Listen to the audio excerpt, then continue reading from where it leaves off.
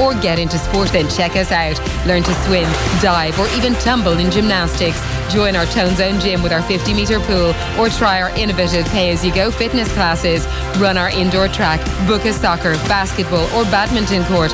There are so many ways to get active. Find out more at nationalsportscampus.ie.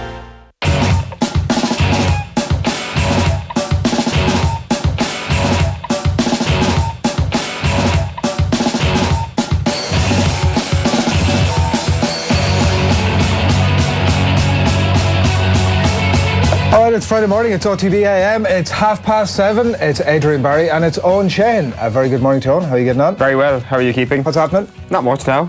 What's happening in your life? Nice quiet weekend ahead. Yeah. What's happening in my life? Very little. Nice quiet weekend ahead. Very quiet weekend. Parky Queeve tomorrow night. Parky Queeve tomorrow night. What sort of a ticket are you going in on? As in, my sorry, season are you working or are you... I'm not working tomorrow night. I'm going in on a season ticket. But there's no bad seat in Parky Queeve, as the old adage goes. So it'll feel like I'm in the press box. Is that an old adage? No, it's not at all. Sure, it was only built last year, wasn't it? Yeah, well, that's, I was wondering if it died over. There was certainly terrible seats before it was reconstructed. It's a great stadium, Parky Queeve. Yeah. Shame about the location, but it's a fantastic stadium. Yeah. So that's what, like most people, that's the main talking point really, probably ahead of the game? Like Parky Queeve? No, well, obviously not. Is there other stuff to talk about? Of course there's other stuff to talk about. The potential calamity that could await Kerry tomorrow night.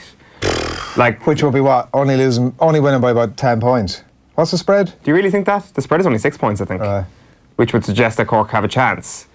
I'm not going to go full Darrow O'Shea and say that you have to write Cork off completely. I saw you during the week. Jesus, that slipped through the net, didn't it? Yeah, nobody had a word. I'd say they had a word afterwards. That's maybe it was actually a Cork man who wrote the column and just changed his name to Darrow O'Shea. Could have been a double bluff. Could have been a double. That's actually the theory doing the rounds now, is that it is actually a double bluff from Darrow O'Shea. He was like, I'm going to hedge my bets that we will win on Saturday, but this column will stand Kerry in good stead later in the year, because when they go into perhaps an All-Ireland a deciding Super 8 game, they'll be like, should I beat nobody in Munster? Yeah. So all Kerry people are essentially Alex Ferguson or Jose Mourinho. Well, thank you very much. In that it doesn't matter what they say, people will always... Footballing geniuses. No, people will always make the point that, well, even if it's the most idiotic thing that's ever been put to paper, and I'm not saying that's the case with Darragh Shea, but even if it is, people will always say, well, but hang on a second here now. Who is he speaking to? He's speaking to the heartland. He's speaking to the players. There's some sort of a hidden message here somewhere. Yeah. They'll always get credit for something regardless of what's going on. Well, or maybe they don't get the credit they deserve. Can we not just appreciate the column for what it was, just a great piece of writing? So I presume that there was a lot of sort of WhatsApp going on about that. Was there a little bit of, Jesus, get this guy to wind his neck in a bit? Yeah, somebody needs to pick Darragh O'Shea up immediately. What's the, so, I mean, yeah, it is worth talking about, is what you're saying. 100% is worth talking about.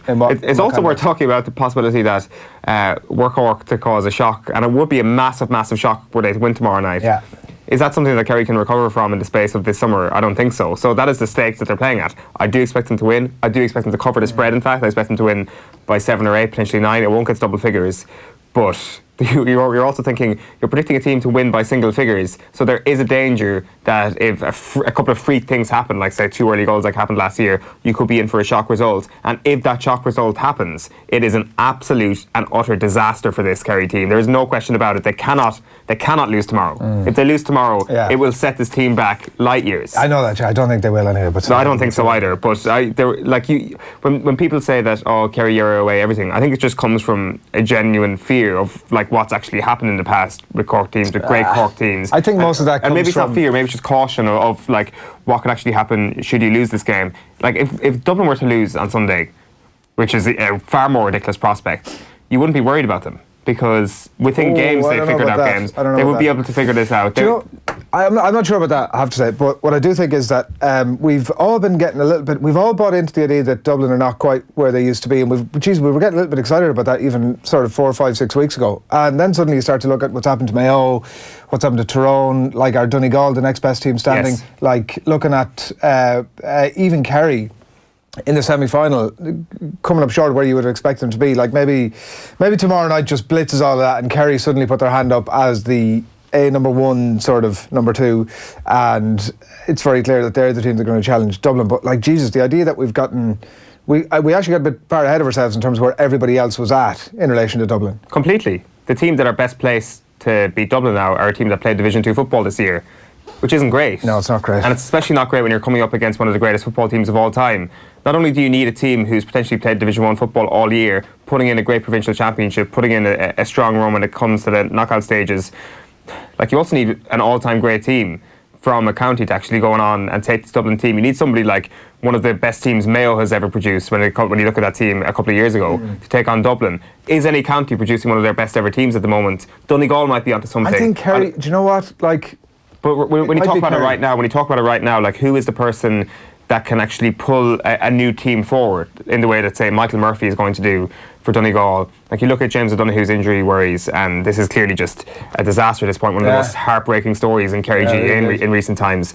Like, who is that person? It could be someone like David Moore, and I think when it comes to the analysis, and we'll get into it with Éamonn Fitzmaurice later on, one of the key components that we forget when it comes to that 6-point win against Clare is that David Moore got black-carded after like 15-20 minutes. He was absolutely controlling the game. I think he made more kick passes than anybody else on the pitch in those opening phases. He was like a metronome. He was accurate. He was brilliant, controlling the entire pace of the game, and then suddenly that was taken out of it. And I think that really killed whatever momentum Kerry had in that game. The positive is he only had to play 20 minutes that day, so he should be raring to go tomorrow. And I think that if he plays the full game and is back to peak David Moore, he could be that Michael Murphy-esque figure in terms of the godfather of the team. Like, obviously Michael Murphy's probably a better footballer, but I think that Kerry, when they've lost Peter Crowley especially, they've lost a couple of those fatherly figures which are so important to this current crop.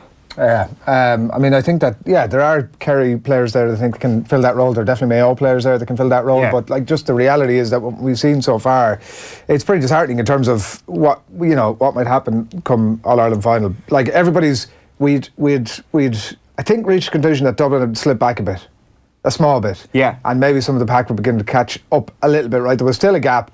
Nobody would have ever disputed that, but that everybody'd step back a bit. But I think the teams that we assumed to have maybe moved on a small bit and closed that gap a little bit, and maybe not quite as far ahead of where we would need them to be. Exactly. I think Dublin have slipped back a bit, but that's only natural when you've lost players like Paul Flynn, when Bernard Brogan's come off his peak, when Diarmuid Connolly's not around. But they may have just slipped back a bit, just to propel themselves forward a bit as well, because with new players coming in over the last couple of seasons. For me, the best chance of Dublin getting beaten this year is if Donegal win on Sunday and manage to top their Super 8 group and thereby avoid Dublin, and come second in their Super 8 group and perhaps get Dublin in the semi-final, a la 2014.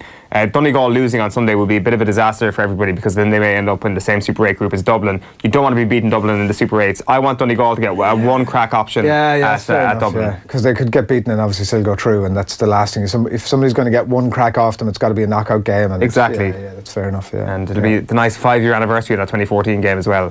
We might put this point down for tomorrow a bit later, but the much maligned Leinster Championship that is like Dublin's at Dublin's grace year in, year out. The Munster Championship, for some reason, doesn't get the same level of disdain, given the dominance that Kerry have had in it over the last 7 years. Well, I wouldn't go 7 years. Like, I mean, you go back 4 years ago to that cracking draw in Killarney. But have they not won it 18 times? They did end up winning that championship. Yeah. They did it 8 of the last 9 they've won, and they did end up winning in 2015. But the thing is, you had hope in 2015. There was a very controversial penalty decision given for Kerry and Killarney that day. Cork should have won that day. That was Kerry coming off the back of being All-Ireland champions. So, as All-Ireland champions in their own province, Kerry should have got beaten. At no point, as All-Ireland champions, have Dublin been close to getting beaten. I say that 2012, I think, was there a 4-point win in there?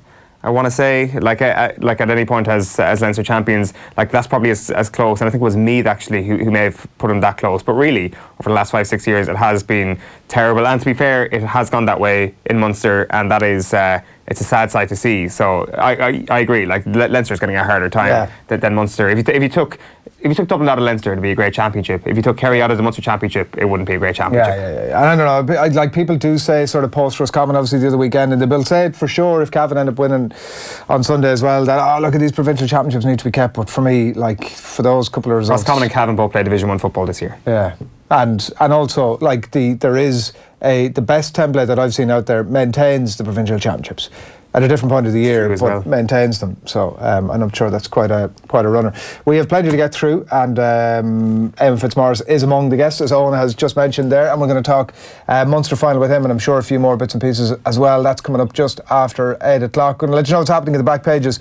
It's a pretty diverse. It tends to be at this time of the year from a sporting sense, given that the main meat of what we generally be talking about over the course of a year is not on the table. So a pretty diverse spread of stories across the back pages this morning, bringing those very shortly. Rory Gallagher as well. He's a man who's seen Donegal certainly up close a couple of times, as well as Armagh, a couple of the others as well. So we're going to get his thoughts on the Ulster final, and I'm sure some other bits and bobs as well. That's coming your way a bit later on. Andy Lee is going to talk about his own new adventure coming up over the next few years. That's the fact that Paddy Donovan has been signed by Top Rank, and Andy is going to train him and he's going to manage him, so he's in good hands.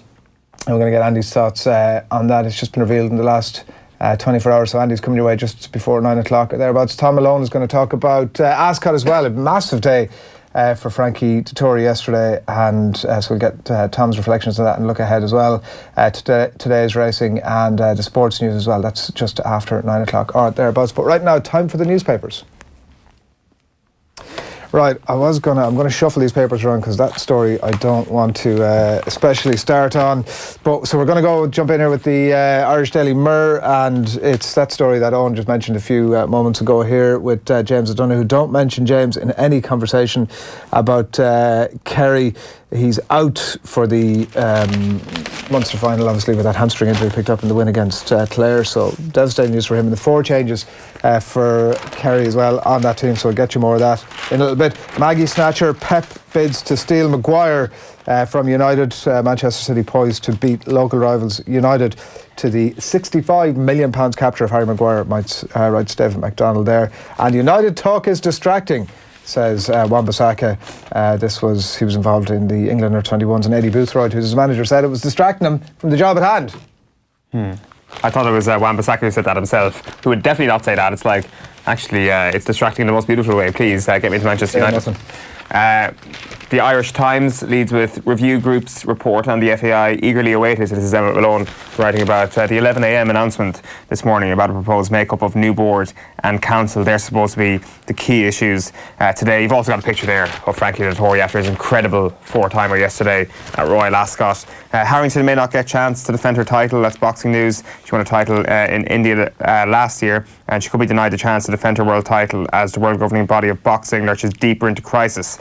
So it's a pretty grim story once again from amateur boxing at the moment, and we're starting to see a huge move away from amateur boxing at the moment. And the Irish umpire Murphy on end of Kyrgios rant. We'll get to that in a moment because I think there's pictures in some of the other newspapers of what happened. There's one here in the Irish Independent of that little bit of an interaction yesterday, so as Eoin said, we'll give you more details on that shortly. That news, and James O'Donoghue is Colm Keys and Frank Roach writing about that here as well. And Cross-Border League and Quinn Plan on the FAI radar. This is that report that Eoin mentioned. It's 11 o'clock this morning, so we'll have more details across off the ball on that over the course of the day.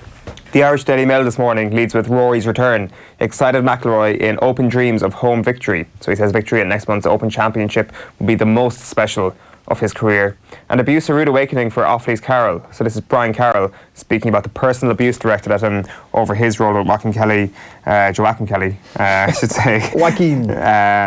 Over reconsidering his future. He says that the abuse he got was not great. He says, I was the only one named. This is in relation to, according to Phil Flanagan, a public outburst from Daithí Regan on the eve of last Saturday's vital game against Kerry. I was the only one named, and it was being directed at me almost in a personal attack. It is the timing of it which is most disappointing in the days before what was the biggest game of the hurling year from the Offaly perspective. That was coupled with online abuse and abuse coming in from the terraces. People will tell me that are longer in this game, that it's just par for the course. I've got a rude awakening, and it's something I wouldn't be too quick to get involved in again after seeing that side of things.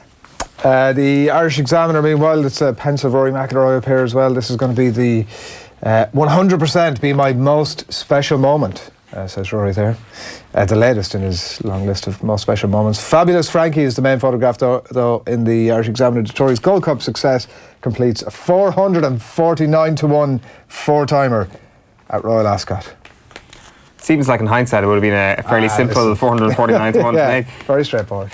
Back page of the Irish Daily Star is Pep pips Ole. Maguire looks set to make City move. So this is Manchester City gazumping Manchester United, it seems, as Manchester City seem to be favourites to land the Leicester City star Harry Maguire in a €73 million bid. And a medical has been penciled in and a deal could take place in the next week, says this report. Of course, Manchester United tried to sign Harry Maguire last year after the World Cup and failed. You've also got Frank's Million, that's our headline around Frankie Dettori on the back of the Irish Daily Star, and Mark McAdam saying FAI braced for a report. Daily Telegraph quickly. Andy Murray's winning return here. He's been back in action after that hip surgery and looks to be in decent shape. That's the Daily Telegraph this morning. The Herald this morning says in second gear, gap between Dublin and the rest of Leinster is way too big, says Barry Cahill. And All-Ireland League and Quinn plan on FAI radar. So a group proposing the establishment of an All-Ireland League and the consortium led by Niall Quinn have been invited to the FAI to speak at a forum to discuss the future of the League of Ireland. Noel Mooney is keen to hear them out. The gap between Dublin and the rest of Leinster is too big. You could have written that headline 5 years ago, I guess. Yeah. He says it's a little bit demoralising. The gap is way too big. Dublin are beating these teams in second gear, and I can't see that changing for the foreseeable future. Maybe it's good that former Dublin players are coming out saying it. Is that the thing? Maybe, I don't know. It's like we know this. Sky turns black at night, sort of thing. The Times Ireland edition: high price of FAI does not back reforms, is the story that I mentioned a bit earlier on that report you had later this morning. English defy penalty rules. The Premier League. On a collision course, writes Martin Ziegler here, with football's lawmakers over its plan that video assistant referees will not rule on the goalkeeper's position. This is one of the most controversial things about VAR, obviously, at penalties when the system's brought in next season. And Wan-Bissaka has lost focus, seems to be of interest to people.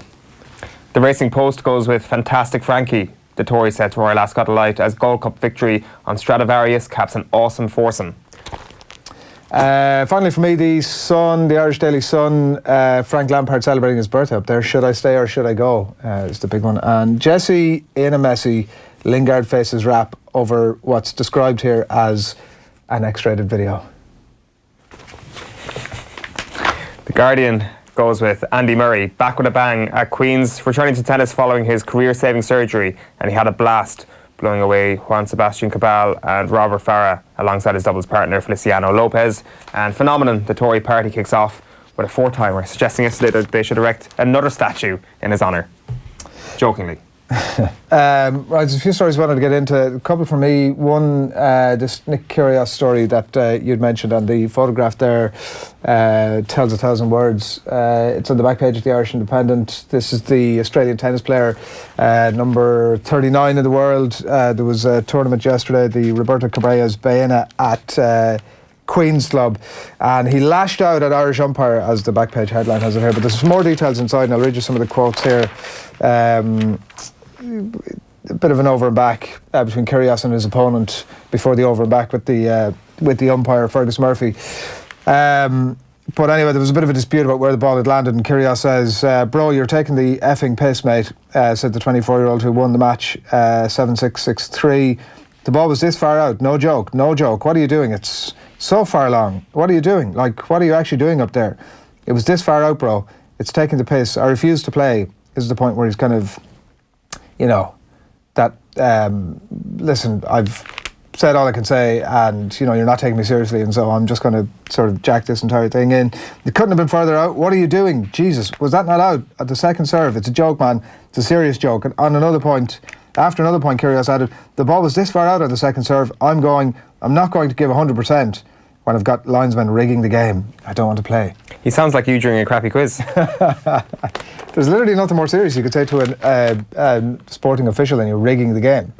But he was hit with some sort of a violation that gives him a rap across the knuckles, and ultimately everybody goes on with life.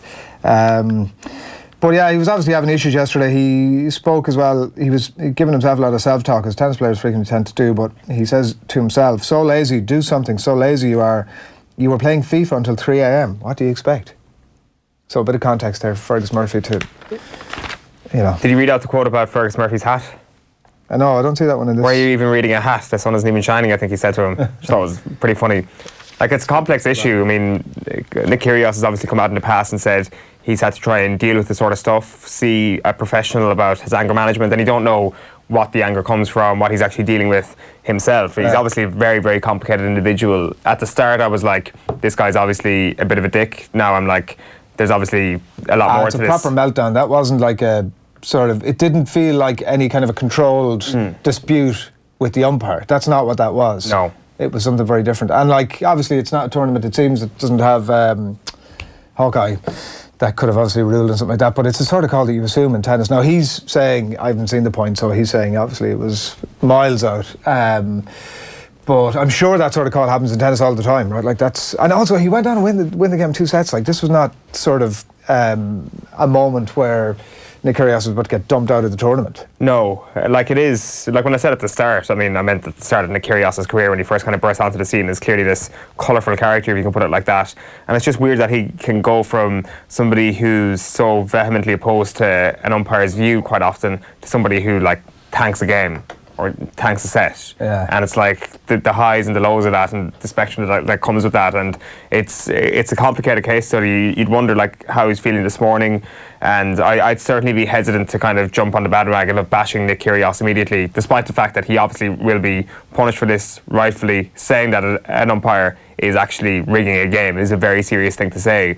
But ultimately it's like I think you kind of need to kind of think about what's actually going on in his head at the moment and stuff like that. So it's somebody, he's clearly, I don't want to say, his talent was revered, I think, in Australia, it's fair to say, over the last decade. Has he reached his potential? He probably hasn't. He definitely hasn't. I was surprised to see that he was number 39 when I looked at it earlier on. Surprised as in high surprised or low surprised? Low.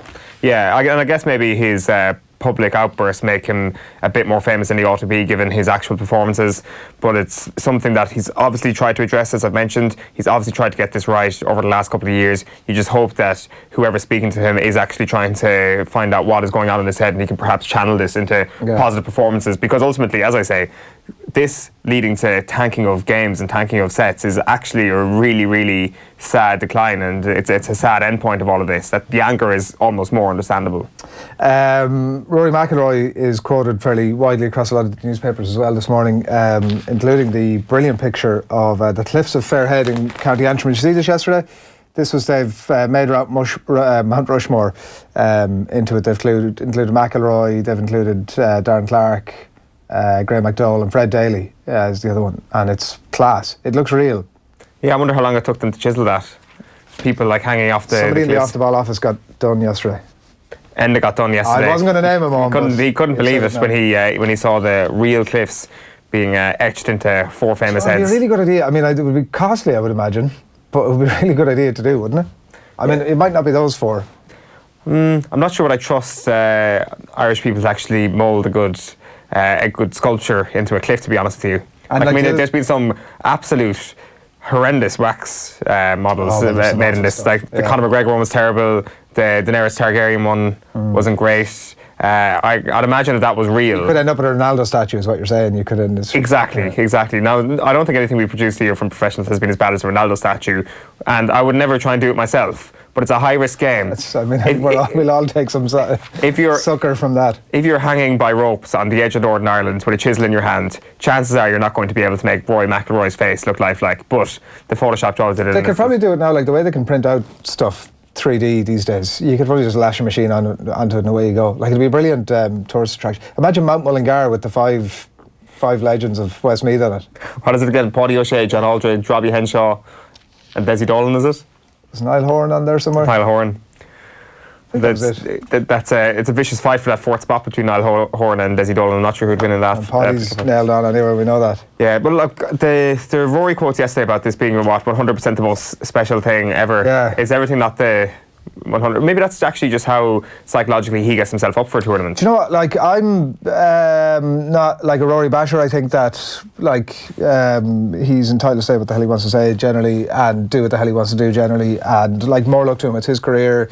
I'd say at the end of his career, he's the sort of fellow who'll say, geez, if I'd knuckled down a bit more and focused a bit more on the golf and been obsessed by it in a way that maybe some other players have been, I probably could have won more, and I definitely could have won more majors and all that sort of stuff, right, for sure. So I'm not really typically into a bit of Rory bashing, but like, when I saw the quotes this morning, something would 100% be my most special. It's like, if I've read that quote once from Rory McIlroy, I've read it 100 times. It's, why does he put himself under this much pressure that I actually, in the context of what I've just said, I don't actually believe that I think he just gives these quotes. I'm not 100% sure that he even believes what he's saying. It's the Olympic stuff in another sort of guise. It's... well, if he doesn't believe what he's saying, how is he putting himself under pressure? I haven't tried to hide from the fact that I'm playing a major championship basically at home. But like what'll happen is people will jump on that and it'll become the biggest narrative in the lead into that tournament, which will be a total distraction for him and something he definitely doesn't need. And he could have just as easily said, listen, it's brilliant to be at home, I'll have loads of family and friends around, I'm really just going to go there and enjoy it. I really want to win the thing, of course I do. But like the idea that it's something would 100% be my most special. You'll be reading this again in a couple of weeks' time about something else. I'm not sure about that. I'm not sure if I'd agree with that, to be honest with you. I think he can say that about the Masters because he's had a very famous failing relationship with the Masters, and that would 100% be his most special tournament. But a major championship, being in your own country, is a pretty special thing. I'm buying this. I'm buying that it would 100% be his most special to date. He hasn't won the Masters. I would have too if I hadn't read it like 100 times before. Has he said it would 100% be the most special thing in my career and any other thing other than the Masters?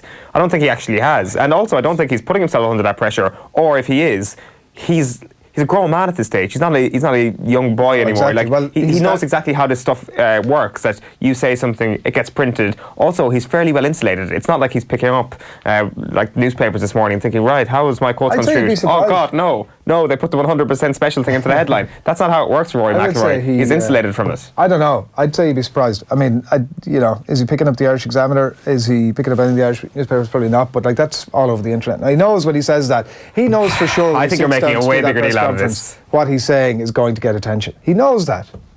Like, obviously, it's great for Portrush and it's great for da-da-da-da. Saying it's 100% going to be the most special thing for me is not exactly saying, I would love it. I would love it if we beat them. Like, it's not exactly the most earth-crushing I just think quote. it's tiresome that it's, like, the constant...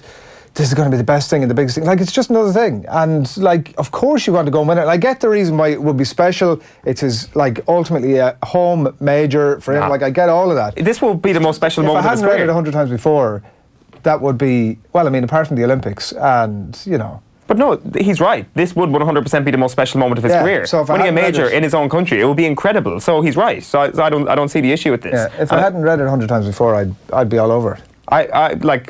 We'll get this up for next week. Google 100% special, 100% most special It might not be that moment. exact phrase, but it's the best thing, the biggest thing, the most amazing thing.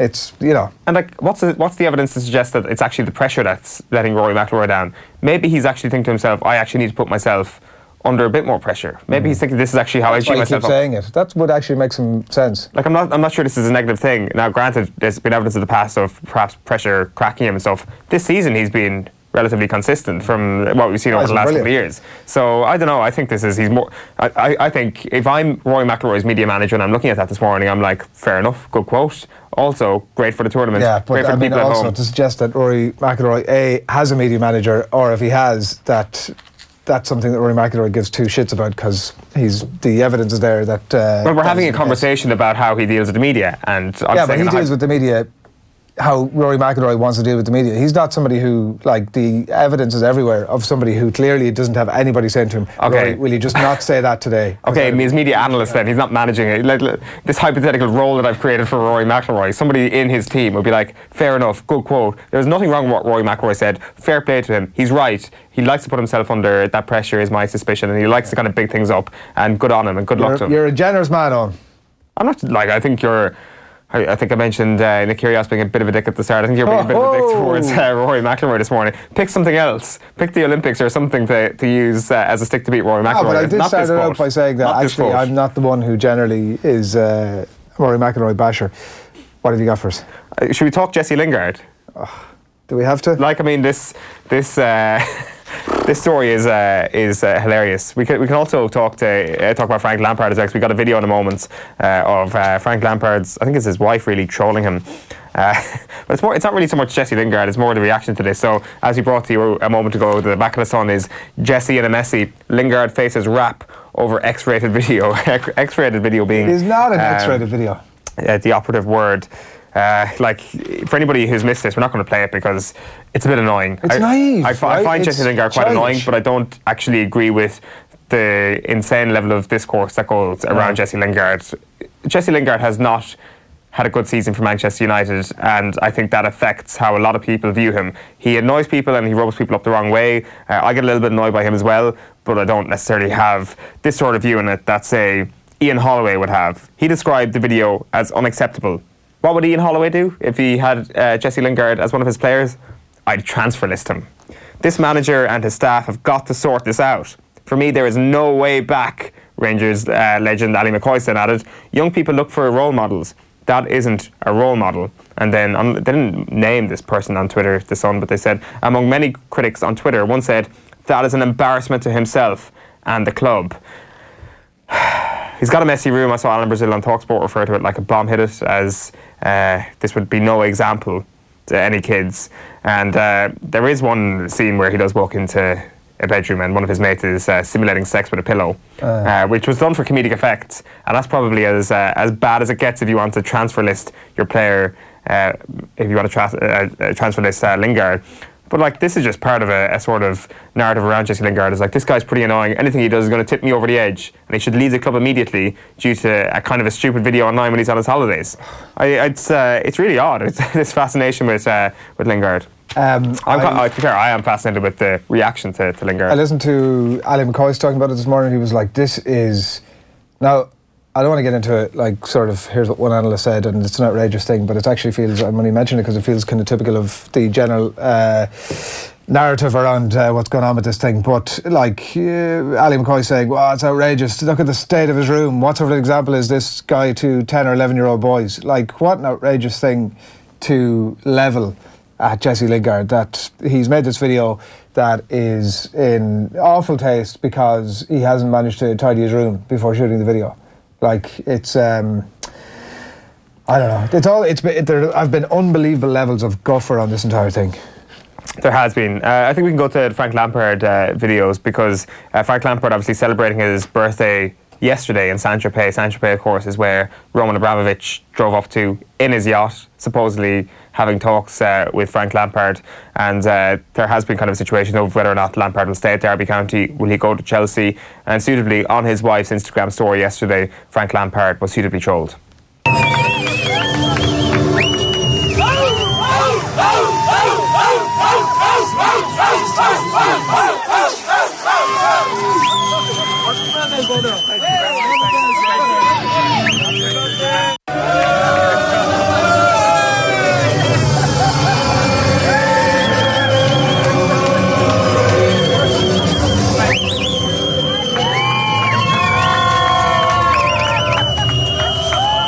So you can hear the chords of "Should I Stay or Should I Go There" in the first video, which I think is kind of exactly representative of where Lampard is at. I'm not sure did he actually get on that yacht with Abramovich afterwards yesterday. Has that conversation happened?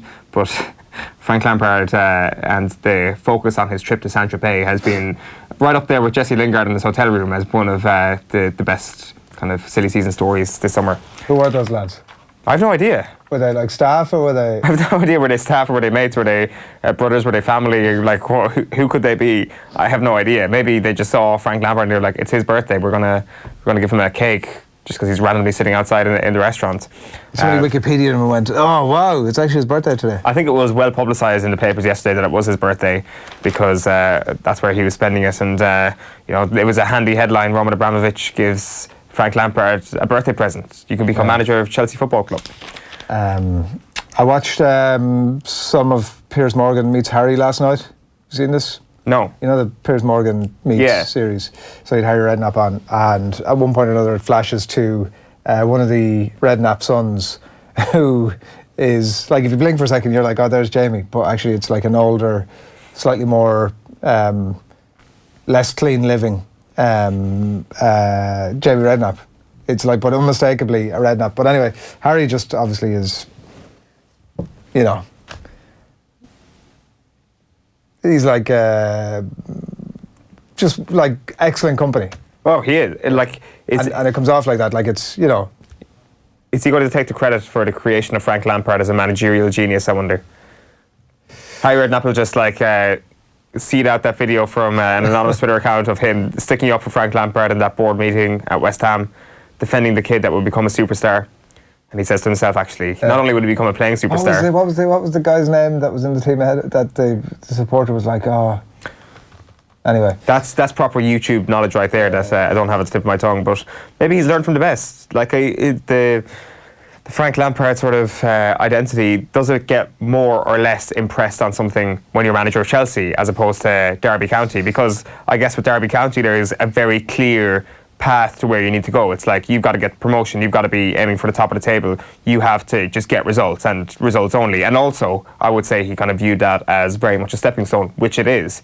With Chelsea, I wonder, is it actually more of an opportunity for him to put the Frank Lampard stamp on a team, whatever that may be? Yeah. Got a bit more money to spend, you can actually go and craft a squad, especially, I know it's not usual for Chelsea, if you get a bit of time to actually to stick with the squad. I'm very, very excited for this. If I was a Chelsea fan, I'd be really excited for the introduction of Frank Lampard as manager of the team, because A, you're getting a club legend back, and B, you think about what's actually changed in football over the last couple of years, and one of the most significant things from a Chelsea perspective is that Roman Abramovich just doesn't have the financial wielding power that he used to have. No, it's mad, isn't it? That his influence has lessened a small bit. So maybe this new model might be loyalty, might actually be give Frank Lampard a bit of time. It's no disaster if we finish outside the top four. Keep ourselves in the top six for a while. Doesn't matter though, we're playing Champions League football this year anyway. If you can get inside the top four, let's stick by Frank Lampard. Let's not chase Premier League trophies. Manchester City and Liverpool are still a bit away from the pack. This is the person we can get behind and move forward, because you look at the disaster that Manchester United have made behind the scenes recently. I wonder, did Chelsea just say to themselves, right, let's get this right and let's go for the Premier League title in, say, 3 years?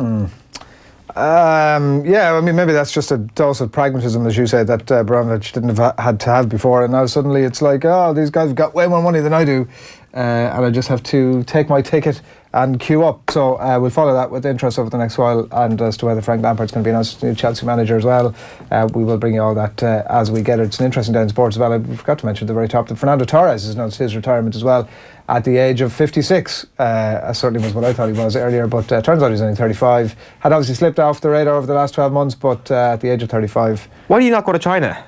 He went to Japan. Was it Japan? Yeah. Like, I mean, why do you not stay there? And like yeah, maybe he's just crap. Wasn't there like a bigger offer coming from China or something that kind of fell through at the time? Right. The Japan thing always kind of seemed a bit strange, but maybe. I will admit my knowledge of the financial power of Japanese clubs isn't what it once was. Yeah. So I just think 35, it's like you could easily ride into the sunset for another 2 years and make tons more money. Cream it in for a while, why not? Yeah. So we might have more Fernando Torres discussion a bit later on. If you have any thoughts about him or his retirement, get them into us as well, or indeed on anything, because we're going to talk GA next. Primarily the Munster final, Kerry against Cork and Páirc Uí Chaoimh tomorrow night. That's with Éamonn Fitzmaurice. It's next. Join Bruce Betting now for a risk-free first bet up to €100. That's right. New Irish accounts can enjoy a risk-free first bet up to €100. So if your first bet loses, we'll refund your stake with a free bet. Now that's giving you more. Bruce Betting. In store, online, and now on your phone. T's and C's apply. Please gamble responsibly. See dunlewy.net. The Sport Ireland campus in Blanchardstown is the home of Irish sport, not just for Irish athletes, but for you and the community. So if you or your kids want to get fit or get into sport, then check us out. Learn to swim, dive, or even tumble in gymnastics. Join our Tone Zone gym with our 50-metre pool, or try our innovative pay-as-you-go fitness classes. Run our indoor track, book a soccer, basketball, or badminton court. There are so many ways to get active. Find out more at nationalsportscampus.ie. All right, 8:08 on this Friday morning. Delighted to have you along with us. Time to talk GA. Éamonn Fitzmaurice, good morning to you. Morning, lads. Thanks, Millie, for taking the call. Munster final to begin with, obviously Cork, Kerry tomorrow night. Before we get into the nuts and bolts of that, Éamonn, we were just discussing a bit earlier the fact that some of the main contenders or pretenders to Dublin's crown have seemed to maybe fallen back a bit. Now, I know some of this depends obviously on what happens at Páirc Uí Chaoimh tomorrow night, but are Kerry suddenly the main contenders to that to threaten Dublin a bit later in the year? I wouldn't look at it that way. I think at the moment, like you said, the obvious pretenders that might have been there at the start of the championship haven't had the start they would have liked, you know, particularly when you think about the likes of Tyrone and Mayo. But I'd hold off in judgment until the Super 8s and until the latter half of the Super 8s. I think a lot of the bigger teams would have, you know, aimed at that time of the year, even conditioning wise and everything else. So I'd hold judgment for the moment. I wouldn't be writing anyone off just of yet, but certainly to catch up to Dublin, I think all teams have a bit of a gap to close at the moment. Is that something that inter-county teams are doing quite often at the moment, Éamonn, particularly in Kerry and Dublin's case, is kind of tapering or planning their strength and conditioning a little bit towards July, towards the fact that on the premise that they should be in the Super 8s?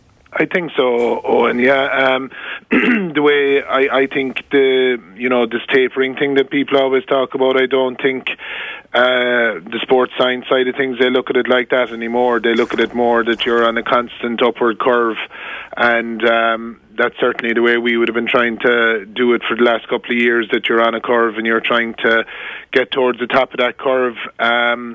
In the latter stages of the championship, but I think a lot of the bigger teams would have learned a lot from last year's experience of the Super 8s, that there's a lot goes into those 3 games in the 4 weeks if you can get there, and having a fully fit and fresh squad at that time of the year is where you want to be, regardless of your route of getting there, whether it's through the direct route after winning the Provincial Championship or after coming through the qualifiers. Once you get to that point, that you have a fully fit, fresh squad, and that you're in a good place physically as well. So, as I said, I didn't kind of read too much into the league or what was going on in the league or even the early rounds of the championship. I think it's from now on that we'll get a true picture of where teams are at.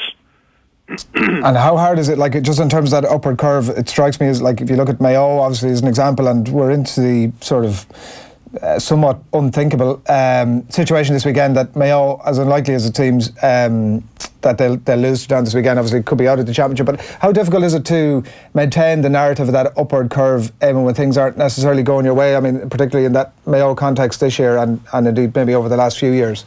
Yeah, I think there's a good bit of trust involved in that situation, that I think all teams, and certainly the top teams, would have the strength and conditioning experts and have the sports science people behind the team that would have the knowledge and the plan to have you on that upward curve. And I think there's just trust there. Sometimes the results don't quite go your way, but you have to trust that you're on the right path and keep going. And I think if there is a collective trust there, if there's a trust between the players and the management, and in particular in that scenario, I think the players have to trust the management team that they know what they're doing, and that there is a big picture there and there is an overall plan there. And once everyone's buying into that and going in the same direction, it's fine. A result goes against you, then question marks can be raised. But as I said, once that trust is there, I think you get to where you want to get more often than not then. Yeah, you wouldn't have had a huge amount of experience of this specific thing in terms of the Mayo aspect of it, but like the cumulative scars of, I suppose, the journey that they've been on over the last while, including this year. Like, I'm assuming that those questions that you talk about being raised. And I know that it's a new, old management team, obviously back in again this season. But the cumulative scars or something like that for Mayo, does that ultimately end up catching up with them, or does that sort of prove that there's a bank of experience there that says, listen, when the session kicks in on the Monday night after there was common defeat, for example, and it's 4 weeks ago now, so how relevant it is I don't know, but that group just get back together again and they go, right, look, it's not a cumulative scar situation as much as actually we've been here before and we know what to do. I think so, yeah. I'd lean more towards the latter, and I think with Mayo, sometimes I felt after the league final this year, even James Horn, straight after the game, I was surprised. He said something along the lines of, we should have won by more, or we shouldn't have been in a situation where David Clifford had that chance at the end, that we should have won by, I think he might have said even we should have won by 10 points or something like that. And that surprised me because, at the end of the day, the league is the league and you want to win the league, but it's all about championship. And I think Mayo may have been in a situation that they thought they were further down the line than they were, that they were overconfident almost coming into the Connacht Championship, and the fact that they had that bit of a setback now, I think they're actually more dangerous now than they would have been if they had come through winning the Connacht Championship. If that makes sense now, the game at the weekend against Down, away to Down, and especially with probably the find of the league for them, Matthew Ruan seemingly having a long-term injury, it's a tricky fixture for them, but if they get up and running strong. I think they'll still be dangerous, and I think they'll still be part of the conversation at the end. Is that something that can happen, Éamonn, when you've had a magnificent spring that, I don't want to say things you get ahead of yourselves a little bit, but sometimes there's kind of like a false identity of where you're actually at. Like, obviously 2017 was a big spring for your Kerry team. Did that ever have an impact like it might have been having on this Mayo team that summer? I think in 2017, the big thing that we took out of 2017 was we won the league final, but we hadn't actually had a great league. We had been inconsistent enough. We got to the league final, and we played very well in the league final. And I suppose the big thing for us was actually beating Dublin in Croke Park. More so than the league final was a satisfying thing looking forward to the championship. I don't think it really impacted us in the championship that year because we had a good Munster championship again. It was in the All-Ireland semi-final replay that we underperformed that season. So I don't think it had that much of a negative impact on us. I think when we had a lot of younger players coming through, it was a positive thing. But I think this year, just looking from the outside in, I think that it might have put Mayo minds in a place that they thought they were a bit further down the road, whereas they learned in the Connacht Championship that they weren't quite where they needed to be. And I'm sure the beauty of the game that they lost was that they had a bit of time to gather themselves and get organised for the qualifiers and the run at the qualifiers. So I think you'd be expecting a pretty big reaction from them this weekend. Kerry obviously going for Munster title number 7, I think in a row. Is it 8 of the last 9? Owen was saying it a bit earlier in the show. And like it's the Munster Football Championship is not held in the same disdain as the Leinster Championship for whatever reason. But I mean, and before you give me the obvious answer, I'll remind you of 3-18 to 2-4 last year. Is there a danger that if this goes the way it's expected this weekend and there's no end to it inside, a danger that we're ultimately end up having a lot of the same conversations about the Munster Championship? There is probably that danger, but I think the thing about it is that it changes quite quickly. I think, in 2016, there was 3 of the 3 Munster teams in Kerry, Clare and Tipperary in the All-Ireland quarter-finals that season. And Kerry and Tipperary ended up getting into the semi-finals that season. So not that long ago, the Munster Championship was being seen as being a very competitive province. I think the fact that in particular last year in 2017 we beat Cork and Killarney, but I'm not sure what we won by in the end, maybe 6 or 7 points, but it was a much more competitive game and it was a tight game and they had goal chances that day and they made it quite busy for us, but we managed to get through the game. Last year definitely we played well in patches and we put up a big score in them. But I'm not sure. I don't think anyone really knows what to expect from Cork tomorrow night. That there has been positive signs there from them from the latter half of springtime on, and we'd all be hoping for certainly a more competitive game than was there last year. But I think at the end of the day, from the Kerry perspective, it's a chance to win a Munster Championship and it's a chance to get straight into the Super 8, so that's what they'll be focusing on. A few changes obviously named overnight. I'm sure you've seen the team this morning. Adrian Spillane, I don't know, you can give us your own thoughts. It seems like that might be one of the biggest calls outside of any injury enforced. Adrian Spillane out and Jack Barry in. Yeah, I think Adrian is unlucky because he plays very well in the Munster semi-final against Clare, and he was unlucky with us a couple of times as well last year, where he was very very close to the team and very close to the squad, but it just didn't quite happen for him. But I think the David Moore and Jack Barry partnership is the first choice midfield for Kerry and for Peter Keane. So because of that, Adrian has ended up losing out, but he's a great replacement to have ready there, and if anything should happen in the middle of the field or in the half-forward line for that matter, he's a good guy to have ready there to bring in. James O'Donoghue's obviously missing the game, Éamonn, with another injury, hamstring this time. What is he like when this happens? Is he somebody who remains upbeat? Because from the outside looking in, it's surely going to be hard to try and keep yourself positive after just the most unbelievably unlucky run of injuries. Yeah, it's very tough on him, and that night in Ennis against Clare, he really looked in very good physical shape. He looked back to himself. He played well. I was thinking myself that he gets this game under his belt. It's a huge positive for him.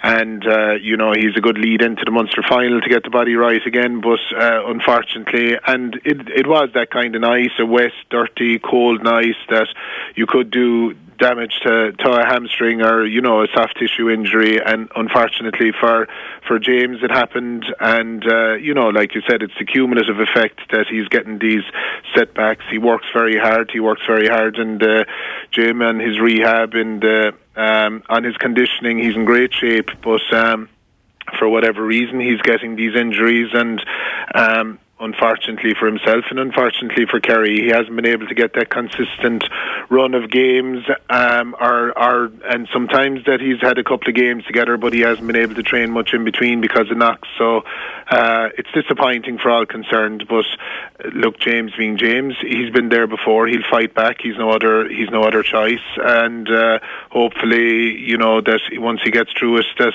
he'll be okay for the Super 8s once Kerry get there, and he could be, the way to look at it is he's gone into that then fresh, and if he gets a run of games under his belt, he could be very dangerous. Has there ever been the temptation to wrap James O'Donoghue in cotton wool and give him perhaps a prolonged break from inter-county football, because obviously he's well used by the club as well when he goes there during the winter, that it just seems from that everything's been tried with James O'Donoghue at this point and it's still not working? It's very, very hard to get your head around. It is, and I think we tried that, and there was seasons where he didn't play any league football, and then I think he always felt himself that the best years he had, 2013, 2014, particularly 2014, he had a very strong league that year, and it set him up for a strong championship. So he always felt himself that getting a good league under his belt got his body ready and got him mentally ready for a proper assault in the championship. But that's been his intention for the last couple of years. But he's picked up knocks at different stages, and he's never had that kind of consistent run in the team where he really gets his mojo back. But like I said, look, from a Kerry perspective, we'd be hoping that when this injury clears up, that he could get a consistent run in the Super 8s, and we could see the James O'Donoghue of old again then. For sure, and we know that if that forward line is fit and firing, they're as good as anybody else in the country. The question I have, and kind of as a final point on Kerry, and it's been thrown about there a good bit with a number of teams, is say if you're putting them toe-to-toe with Dublin, the line is always thrown out about Dublin that they have all the groundwork done of strength and conditioning. They're at their peak when it comes to that sort of conditioning and the gym work, that they can focus on the extra things. How far away are this Kerry team, particularly when it comes to, say, the minor winners from 2014 onwards, in terms of that conditioning? Are they almost close to their peak physical prowess? I think at this stage they have to be. And to be honest, I think there can't be any more excuses in that regard. The lads in particular that won the minor All-Ireland in 2014, they're now 23 this year, so that's a good age, and oftentimes it can take until that 23 mark, 22, 23 mark to be fully ready to have the experiences under your belt, both physically and just experience-wise.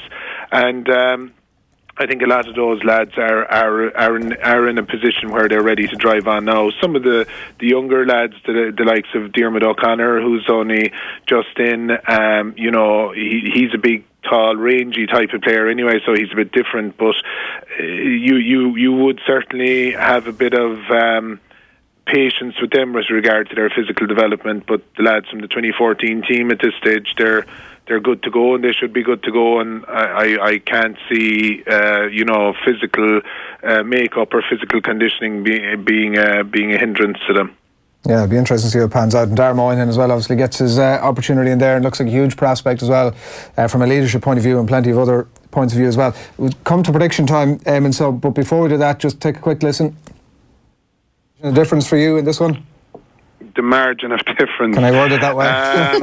Let me see. Kieran went for 4. Was it? Well, I think the spread is in around 11 points. I think we'd be happy with 4. And I'm not just saying with my farmer manager's hat on. I think once you win by a point, you're happy and you're on to the next game, and that's it. But Yeah, let's see. I'll Kerry by 6, hopefully. Yeah, I always take a Kerry 6 for around sort of 9 or 10 or thereabouts. I was way too cynical with my my take on your prediction. You were bang on. Yeah, that doesn't happen too often. That was beginner's luck, I'd say. What do you think? Prediction this weekend, I expect Kerry to win. I think they've selected a strong team. I think they'll give Cork due respect. There won't be any complacency going up to Páirc Uí Chaoimh in particular. Kerry to win by, let me see, 5. Right, well, I mean, I'm not going to fall into the trap that I fell into the last time. Well, I do think it'll be more than that. What's the best we can hope out of the Leinster final this weekend, Eamon? What are you thinking? Like, I mean, again, there's not much case to be made, any case to be made for Meath here. What's the best we can hope for? Yeah, I think from Meath's perspective, they've progressed, and they'll want to continue that progression. I think a couple of years ago, when Kildare were on that upper curve as well, they were beaten by, was it about 6 points maybe in the Leinster, or was it more in the Leinster final? But they were very competitive for a lot of that game, and I think that's what Meath obviously themselves will be believing they can win the game, but from everyone else's perspective, I think if they can be competitive for as long as possible and stay in the game as long as possible, it'll make it interesting from the neutral perspective. Certainly if they get to half time and it's still a game and they're not, that Dublin aren't out of sight at that stage, it'll be good. But Meath are coming with a good bit of confidence, and again, conditioning wise, they seem to have progressed a good bit this year. So it should be an interesting game. But look, I don't think any of us are expecting Meath to win. It'll be the shock of the century, really, if it is. Yeah. You seen any surprises elsewhere? Like, we are at that time of the year now where some of the bigger teams are going to go out this weekend. We've Monaghan Armagh, and obviously Monaghan slight favourites for that. You assume no chance of an upset in Longford either on tomorrow night? No, I wouldn't say so. I think Tyrone, the last day, Donegal played very well, and I think with Tyrone that they had invested a lot in their new kicking style approach, and that Donegal snuffed it out well. Hugh McFadden played that kind of role of dropping back in front of the Tyrone full forward line very well, and Tyrone didn't mix it up surprisingly and go back to their more natural game maybe. So I think they'll have ironed out that kink in the meantime, and they'll use the qualifier route to kind of heal the wounds and get themselves roadworthy for the Super 8. So I wouldn't see a surprise there. I suppose the Monaghan Armagh game is the one that could be interesting, and Derry Laois is another interesting one, and how Mayo play above and down will be interesting as well. So yeah, there's plenty to be watching out for. The Ulster finals obviously going to be an interesting one as well. Donegal seem to be going very well, so to see how they cope with the way Cavan are playing now will be interesting as well this weekend. Was that Donegal performance in the Ulster semi-final almost a sign of what other teams should be doing, the sort of plan A and a plan B, a very definitive two different plans, especially when Donegal dropped all those men behind the ball? Yeah, and I think most of the top teams would have that on, and they'd have A, B and C, but sometimes when the game is going ahead, then the opposition, and I think they're the best teams and the best managers, when you go to B, they adjust, and when you go to C, they adjust, and oftentimes it mightn't be picked up in the outside world, but there's a lot of manoeuvring going on, and teams are very tactically aware now. But certainly Donegal were very impressive. I was very impressed with their kick-outs, and the way it got them on the front foot. Sean Patton seems to have been a big addition to them. He looks very accurate, and they were mixing it up between placing and getting Michael Murphy on kick-outs, and they got an awful lot right in that game, and they had to beat Tyrone. So it'll be interesting now when they're being talked up a bit, and they're being spoken of contenders, how they'll cope with Cavan on Sunday. Eamon, thanks a million. No problem, lads. Thanks a lot. Éamonn Fitzmaurice on the line there, ahead of all the weekend's football. So yeah, there's plenty more to get into. We're going to be going into a bit more detail on that Ulster final as well before the end of the show. Hopefully we've Andy Lee to come as well, and his new signing, is that fair enough to sort of word it that way? Paddy Donovan, who's going to manage and train. So we're going to get Andy's thoughts on that very shortly. We're going to look ahead as well to Friday at Ascot with Tom Malone. We're going to get the sports news for you as well. The Donegal kick-out seems to be a big thing. It's Peter Canavan has taken it up in the Irish Independent this morning as well, and obviously we are hoping to speak to Rory Gallagher, who'll have seen this up close this season, and how exactly that impacts on it. It does seem like like we can look forward to an Ulster football final in a way that maybe hadn't been the case for a little bit of time. Like that stick that it tends to get beaten with isn't necessarily wholly true anymore. No, I think it's flipped on its head entirely, hasn't it? This summer has just been... It's the new hurling, as I phrased it after. Yeah. The summer of Ulster football and Leinster hurling, really, that's what 2019 will be remembered for. And the summer of Jesse Lingard's stupid hotel room videos. That's what we remember the summer for, really. And Paul Pogba transfer rumours. I think the Irish Football Championship has been brilliant, and ultimately the question that we've been having over the question we've been posing over the last couple of years is, how do you fix Gaelic football? Do you change the rules? Do you enforce people to play certain men in certain positions? What do you do to get us out of this rut that Gaelic football seems to be in terms of not providing attractive football? And the answer may have been to a different question entirely, which is, how do we get the best teams playing against one another all the time? And perhaps Ulster football has just stepped forward a little bit. Like, you had two Ulster teams in the All-Ireland semi-finals last year. You had a very impressive summer from Tyrone and a very impressive summer from Monaghan. You had a growing Donegal team. You had Kieran McGeeney finally getting his teeth sunk into an Armagh team, putting his stamp on them. You got a good young Down team. You've just got good teams that are at a relatively similar level. You're going to get good football. Yeah. There will come a time when the chains are broken and they will go toe-to-toe in exciting ways. And it's happened multiple times this year. I think that is down to a little bit of a shift in thinking, but I think it is way more down to B, which is the fact that you've got teams of a similar level going toe-to-toe in a fantastic provincial championship. As it turns out, that's why the Leinster Championship was so good in the hurling this year. They all ended on 5 points. They're all of a pretty similar level. That gives us so much excitement. And ultimately what happened in Munster hurling this year is you had one or two teams tailing back from the rest, and the level wasn't very, very similar at all as it was last year. Yeah. That's why it was bad. It's nothing to do with like the standard of hurling has dipped in Munster. That's just not true. It's the standard of contest, and I think those two things sometimes get blurred a little bit. Yeah.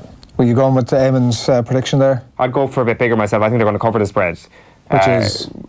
6. So I'd be thinking 7 or 8. God, it could the possibility is it could end up actually being...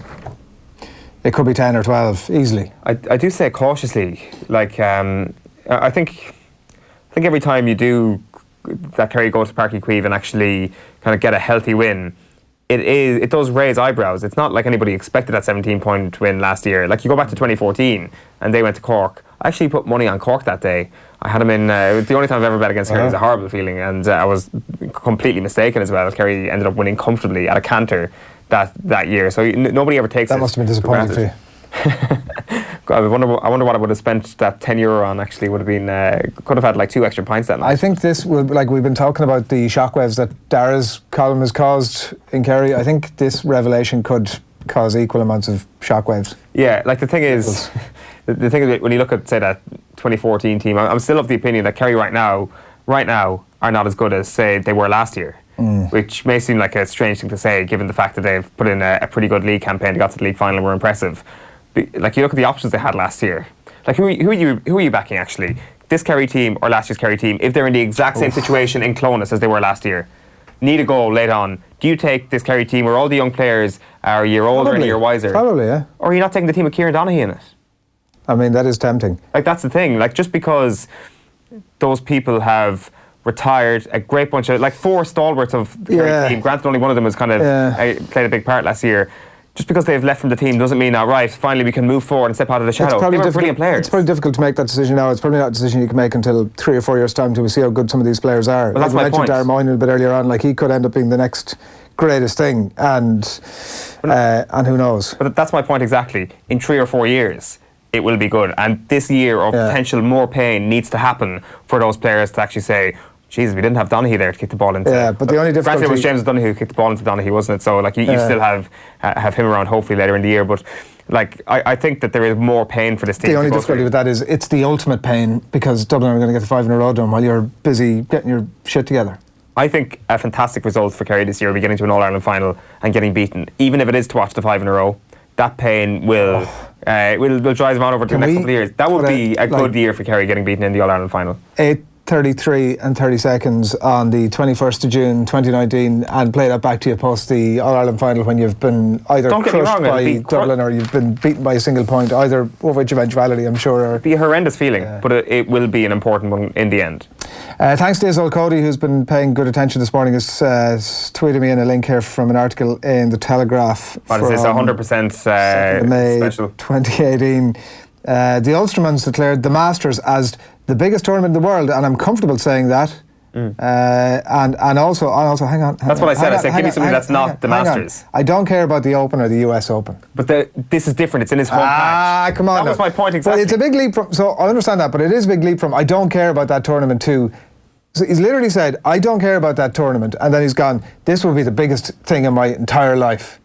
Like, come on. It's a major in your home patch. That changes everything. On. Like that was just any old tournament for him because he's won it before. I salute you. Thanks. He's a man going after the career Grand Slam. Like winning at home in a major would be pretty special. Load of old bollocks. 100% special. Is what the category I'm putting that into. So we're going to talk to Rory Gallagher just after 9 o'clock. That's to look ahead primarily to the Ulster football final. I'm sure we'll get his thoughts on Monaghan and Armagh as well. He's seen some of those teams up close this season, so we're going to get his thoughts on that. Andy Lee is going to discuss Paddy Donovan, his brand new signing. He's going to train him and manage him, a real prospect, 20-year-old from Limerick. And he's signed to Top Rank as well, so I'm sure some pretty exciting opportunities will open up from there too. Tom Malone is going to look ahead to Ascot for us very, very shortly, but before that, marking the 25th anniversary of USA 94, John Giles on the show last night, recalling the phenomenon of Paul McGrath. Join Bruce Betting now for a risk-free first bet up to €100. That's right. New Irish accounts can enjoy a risk-free first bet up to €100. So if your first bet loses, we'll refund your stake with a free bet. Now that's giving you more. Bruce Betting. In-store, online, and now on your phone. T's and C's apply. Please gamble responsibly. See dunlewy.net.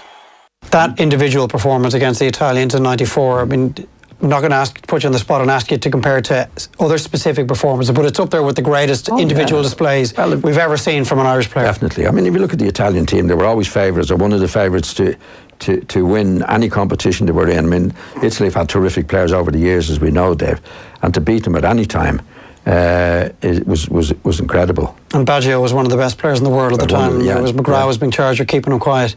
Well, he was one of the best players in the world as well. So actually, Paul could keep anybody quiet on any given day. I mean, Paul was one of our great players, Dave, as we know. I mean, what he did was extraordinary. I mean, the injuries he had to his knees. I mean, when he was at Aston Villa, for example, like he couldn't train.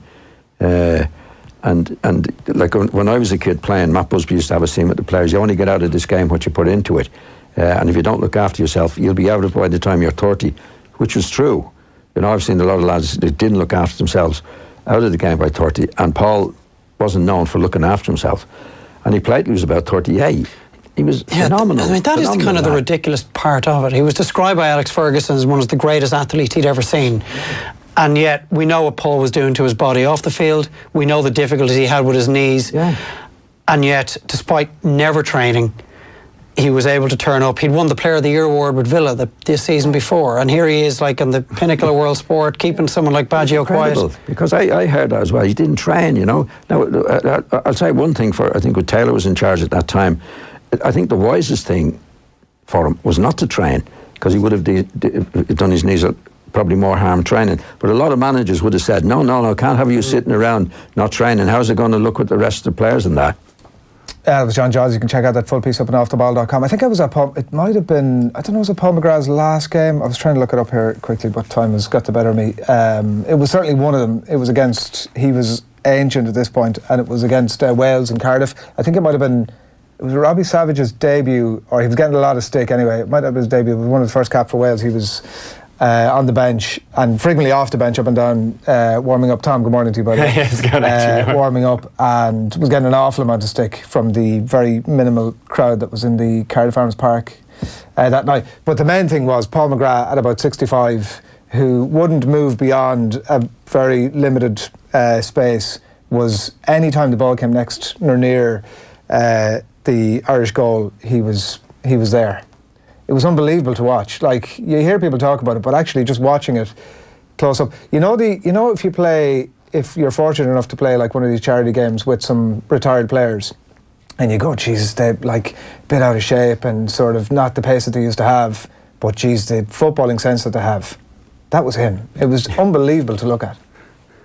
Yeah, basically hobbling around as well, given the way his body had kind of let him down so many times getting led into his career, and that just kind of held up the genius that he was in that position. I think Jared described him as Virgil van Dijk of Ireland at that point, which is actually a fairly apt comparison given the styles of play and the athleticism of both players. Yeah. He was just unbelievable, though. Just like, what a phenomenon. Anyway, you into gloat? That's what's happening here? No, I'm not into gloat. No, there's a couple. Yeah, obviously, it did okay yesterday. Yeah, I was the only person screaming for biometric because Frankie Dettori loomed up past the furlong pole. But look, yesterday was Frankie Dettori day, wasn't it? Like in 1996, he went through the card.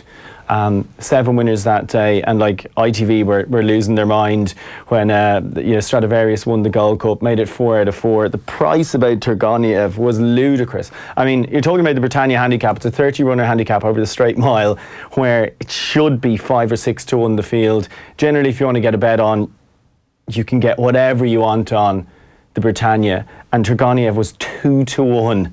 Such were the volumes of money rolling on to Frankie in the Britannia. Now, ultimately, he was beaten by biometric, as it was quipped afterwards. There'll be a statue of Harry Bentley put up by the bookmakers at Royal Ascot after that. But the contrast between the two is significant because of the sums involved and sort of guff they're talking about in bookmakers, because if you go to Lee Mottershead's piece in the Racing Post today, he spoke to a couple of bookmakers in the ring and like, we're down $4,000 or $5,000, and in the context of the strength of betting liquidity, it's chicken feed compared to what would have been the case like Gary Witherford. He lost £1 million on the day in the ring in Ascot in '96. So yes, some of the big firms would have stood to lose a few quid, and they were trying to drive down the price in the ring. But as regards the sort of coup or the impact it would have had for these, multi-billion pound corporations, I think they'll survive. Did you say a bookie who was on course in the ring in '96 lost £1 million? Yes, on the Frankie Dettori 7-timer, because he just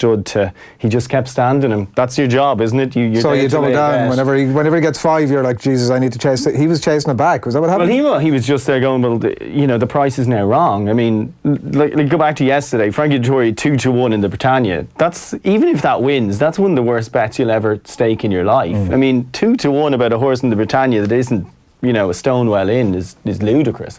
And maybe sometimes people think, just because you have a winning bet, it doesn't make it a good bet. That's just confirmation bias. Like, you should have an idea about the statistical chance of a horse actually winning a race. You think about having a bet at 20 to 1. You're not really thinking there's a 95% chance of losing, are you? No. So if you did think applying far too much logic, by the way, to the way that I would ever think about applying a bet. Yeah, but anyway, look, yes, it was really all about Frankie. It was so nice. And you talk about in 2000 or in 1996 as well. Like, he would have been the main man at Godolphin. Also, he's 48 years old now, and he's still the man to go in Group 1 racing, which is incredible. First winner was for Simon Christopher, of course. He was the racing manager. Sorry, what did you say he was? 48. Right, bloody hell. But his first winner of the day was for Simon Christopher. He used to be the manager for Godolphin back in the day, so there's a link there. Actually, there was a lovely piece on At the Races as well. Matt Chapman brought it up, linking in the late Pat Edery. And when Fujiyama Crest, who's Frankie Dettori's 7th leg of the famous 7-timer, came in, only one jockey really came to have a run at him, and it was Pat Edery on a horse carrying the Khaled Abdullah Silks. And yesterday, the situation was similar. Frankie Dettori went for home and Turgenev in the Britannia, and the only horse to chase after him was Biometric in the Khaled Abdullah silks, and Matt Chapman thought, well, maybe Pat was looking down and just said, go on, and he turned the form around. Also, the story from that was that apparently the legend goes that Pat Edry was the only other one who was actually off in that race, and the rest of them just geared down and let Frankie win, but Pat Edry wasn't going to have it. Not having it. Fair enough. Looking ahead to today, Aidan O'Brien, 3 favourites and good shape today, Aidan O'Brien. Yeah, really good shape. Look, he's got the Hermosa's Jewel Kinney's winner. She's lining up in the big fillies race. The Coronation Stakes at 4:20. She's a shade of odds on, deservedly so. So as probably mentioned, Frankie Dettori, he'll be on board Twist and Shake, which seems a slightly strange decision considering he would have had options to ride others. She's a big enough price. Look, Hermosa, Jewel Guinea's winner, shade of odds on, looks a good thing. Look, Frankie's got 6 winners so far this week, but actually Ryan Moore wouldn't take much to reel him back. If he has those 3 winners today, he'd be on 5. So, look, Hermosa looks a really solid chance in that. They've got 10 Sovereigns as well in the Commonwealth Cup, who's dropping back in trip. He was very impressive as a 2-year-old last year. He's by no name ever, so suggested on pedigree. The drop down in trip will suit him in the Commonwealth Cup. That's at 3:40. Again, it's kind of slightly difficult to oppose Ballydoyle today, and Japan's another intriguing one then in the 3:05, the Edward VII. So it's going to be a big day for Ballydoyle, big day for Aidan O'Brien and Ryan Moore. They have those 3 really short price favourites. Quite difficult to look past them, but like you can't, as a selection, I'd definitely put up Jubiloso against Hermosa. Perhaps she could be over the top. But on what today should have been, it should have been an amazing day for a smaller yard, Sheila Lavery's. They have a horse called Lady Kaya who actually finished second to Hermosa in the Guineas, and they decided that she should step down in trip. Like, you talk about what happened to them was literally like someone burning a winning lottery ticket in front of you. She broke down in the gallops last week, and so she was due to line up in the Commonwealth Cup today. She won't run. She is no more. But like, she's literally, like I said, like losing a winning lottery ticket. So they're a small yard. They've got a filly called Lil Grey in the first at 2:30. So there will not be a dry eye in the house if she wins, because it just could have been the day of days for the Lavery team if Lady Kaya had lined up in the Commonwealth Cup later on. But look, Lil Grey is a right chance in the Albany, the first. But the security could be called in at Royal Ascot in the last, by the way. Number 13 in the card, Arthurian Flame. Leopardstown brought in a new race a couple of weeks ago, the Microsoft Cup they call it, and it's just for lady riders, but it's a 50 grand handicap, and Arthurian Flame won it, but it's owned by the BlackRock Racing Syndicate. It's about 50 lads who are all ex-BlackRock guys, and they went buck ape, to say the least, and they had like Hayley Turner up on their shoulders and all sorts. So this horse actually is quite a good chance in the 5:35. It's 2 out of 2 so far this season. Joseph O'Brien trains, Donegal O'Brien on board, and if that wins, those odds are going to be absolutely full of champagne at that stage of the day as well. So very good. Keep an eye out for Arthurian Flame, even just for the scenes post-race. I'd say they'll make the papers. Very good. You're going to put your tips up on Twitter, and I'm sure we'll retweet it from Off the Ball. After yesterday, stop clocking. Well, I was 0 from 13 by the second race. Right. So you can only get better after that. Absolutely. Thanks a million. Look forward to it. Cheers, guys. Cheers. Thanks a lot for that. It is just gone 9:15 on this Friday morning. Delighted to have you along with us. Keep your comments coming in at the hashtag OTBAM or whatever platform it is that you're watching or listening to us this morning. Now, we're going to talk boxing shortly with Andy Lee, and as mentioned, Rory Gallagher is on the way as well. We're going to look ahead to that Ulster football final, but before that, it was announced that Ireland's Amber Barrett would soon be plying her football trade in Germany. So she explained to Off the Ball and to Enda Call about the frantic manner in which her move to FC Cologne came about. So how did the move actually come about? Did they contact you? Were they scouting you over with P-Mount, or how did they see you to actually sign you up?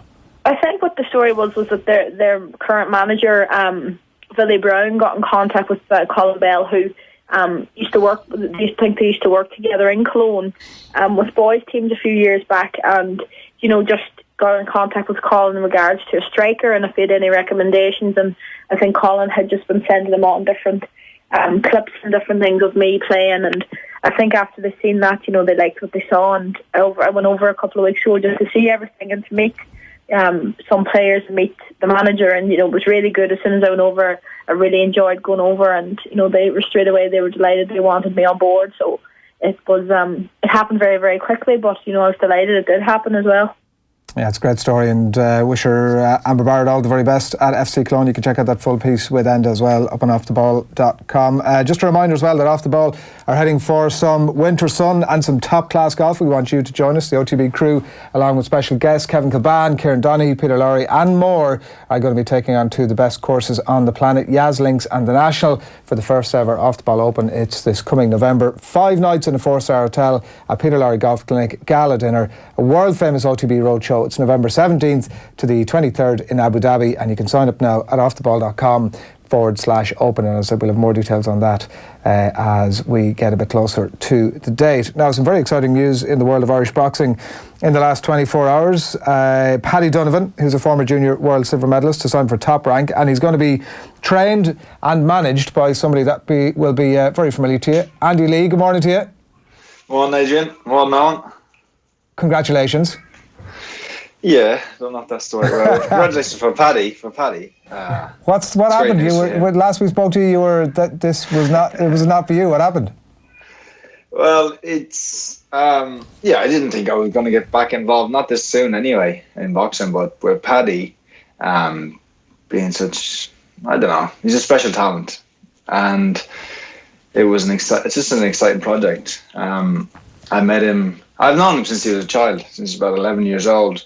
My younger brother actually trained him when he was getting ready for his first Irish title. So we go back well, but I only got to know him really in the last 4 or 5 months, and as well as the talent, he has the right personality and character, I think, to go all the way. So yeah, he's got all the ingredients to be a world champion. So before we talk about Paddy, what's your role going to be with him? I'm going to manage him and train him. His dad got in touch with me and said, look, there's been a lot of people asking him for him to turn pro.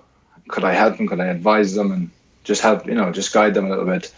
And once I got to know Paddy as things were progressing, I just said, if you'd want, I'll help you. I'll look after you. I'll manage you and train you. He said that he sounded open to it. I touched base with Top Rank, put in a call to Bruce Trampler, who's like one of the head men there.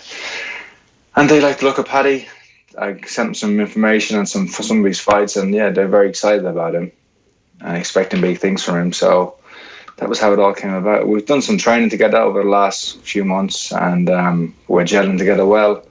But it's only the real work starts now. We'll start training hard and preparing him for his first fight, which I hope will be around October time. It sounds like it's a pretty straightforward decision that in some ways, given the quality of him and the fact that you knew him and the character of him, maybe it was made a bit easier for you.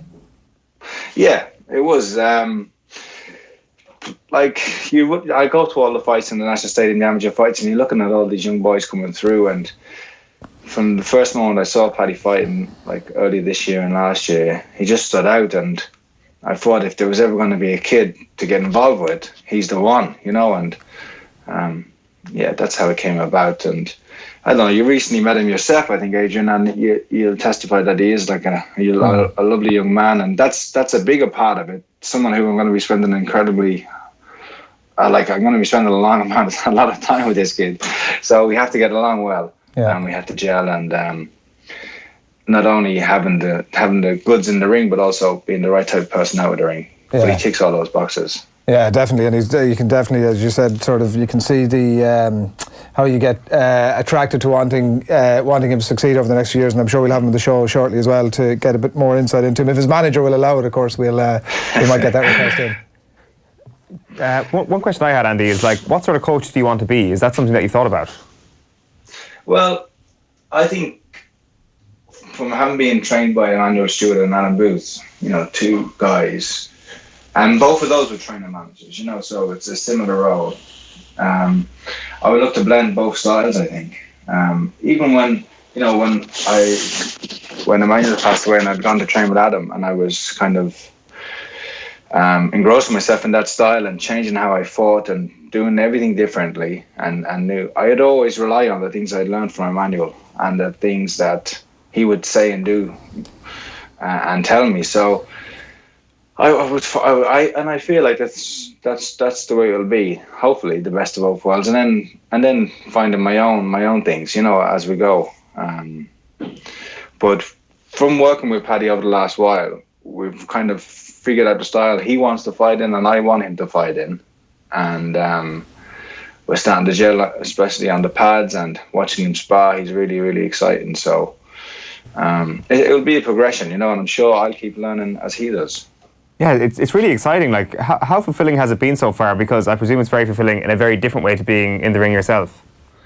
Yeah, and the thing is, this is not like, because I've been doing a lot of stuff with commentary and punditry, I've kind of been still involved, keeping in touch with the boxing. So I kind of got my fix from it there, in that kind of a sense. So this is not like me just trying to relive through Paddy. But to see Paddy do something that we've worked on the pads, it's only been inspiring so far. But to see him, do something and him to see, oh yeah, that's what you were saying. Like when I've been telling him to do something and then it works inspiring, and then to see it play out like that, and that it's very gratifying. It is. But we'll see when it comes to the fight. And boxing, like being a boxer, you can't just, even though. Whatever. I've been a successful boxer myself, and I enjoy doing punditry. It doesn't always relate to being a good coach. So the test is, time we'll see in time how it goes, because as well as training and getting him fit, showing him techniques and preparing him physically and mentally, I also have to guide him through a fight, in an actual fight, in the heat of the battle, and help him succeed. And there's nobody else. Once he steps in that ring, it's only him, and when he comes back to the corner, it's me. It's the only one who can help him. So but I'm confident. I've been in this situation before. When I was with Emmanuel, I worked a lot of the corners for Christo, Taylor. I've had him in different fights. I was recently in Mike and Conan's corner, so I have some experience. Yeah, you're doing the right job on that microphone. Pull it down there so we can hear you properly. You mentioned the style. I was looking at a bit of a clip of him it might have been from the arena on Twitter earlier today, and it was like a 40-second clip, 30 seconds of which was him sort of very nonchalantly avoiding whatever his opponent was coming at him with very easily, and then suddenly in Andy Lee style, decks this guy and it's fight over. So, like, in terms of his style, what are you thinking? Is there a big carryover from what he was doing in the amateur, or is this a brand new game that he's going to have to develop a brand new style for? It won't. It'll just be an evolution of his style. The fact that he's knocking people out and knocking people over as an amateur, that speaks volumes in itself, because it's very rare, especially these days with the bigger gloves, the headgears, and also, there's no emphasis on power punching, and they're not even punching with a kind of power punching technique in the amateurs. It's more about scoring points. So the fact that he was doing that as an amateur shows that he's a natural puncher. And I know he has his hands down a lot and he's kind of flashy and showboats a bit, but I kind of like that about him. Like, it reflects his personality. He's a little bit cocky, but that's fine. But what he is he's an aggressive counterpuncher. He's a southpaw, and he fights off his reflexes, as you saw with his head movements and he's slipping and punching. That's the way it'll be. He'll be an aggressive, as well with being with Top Rank, and I've said it before on here. Fighting in America predominantly, he'll have to get knockouts, because in America that's really the only currency that counts in professional boxing. Knockouts, and having a win on your record is nice, but it really means something if there's a win by KO on the record. Yeah, well, as a coach, that's a tough balance for you to get, because I'm assuming most fighters are not prepared for it. Listen, go in, be a bit pragmatic, get the win. If you get the knockout, great. But actually, from what you're saying is, and I'm sure the avenues will open up to him by the connections at Top Rank, obviously, and the Irish fighters that are there. But I presume you'll have to try and walk that balance of trying to be pragmatic enough to get the win, and then obviously showy enough to make a bit of a ripple over there. No, I think with Paddy, the type of talent he has, I won't be telling him to hold back. I'll expect him to be knocking out at least 50% of his first 10 opponents, at least at the lowest, because you have to remember, he's been in the world final as an amateur, and it's much harder harder to get to that achievement, especially with the politics that's involved. And so I expect him to become world champion and nothing less, and that's his goal now. And to be winning by knockout.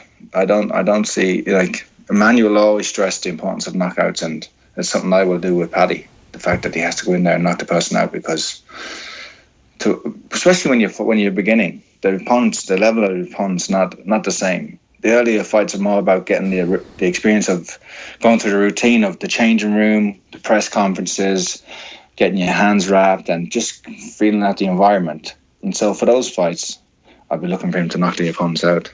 It's very interesting thinking that way, that world champion is the goal. I'm sure that there's a process-driven mentality as well on a fight-by-fight basis, but I guess that's the engine that keeps everything running, the desire and the dream to become world champion. Yeah, exactly. And like, it's like for Paddy now, you look at the amount of skill and talent he has.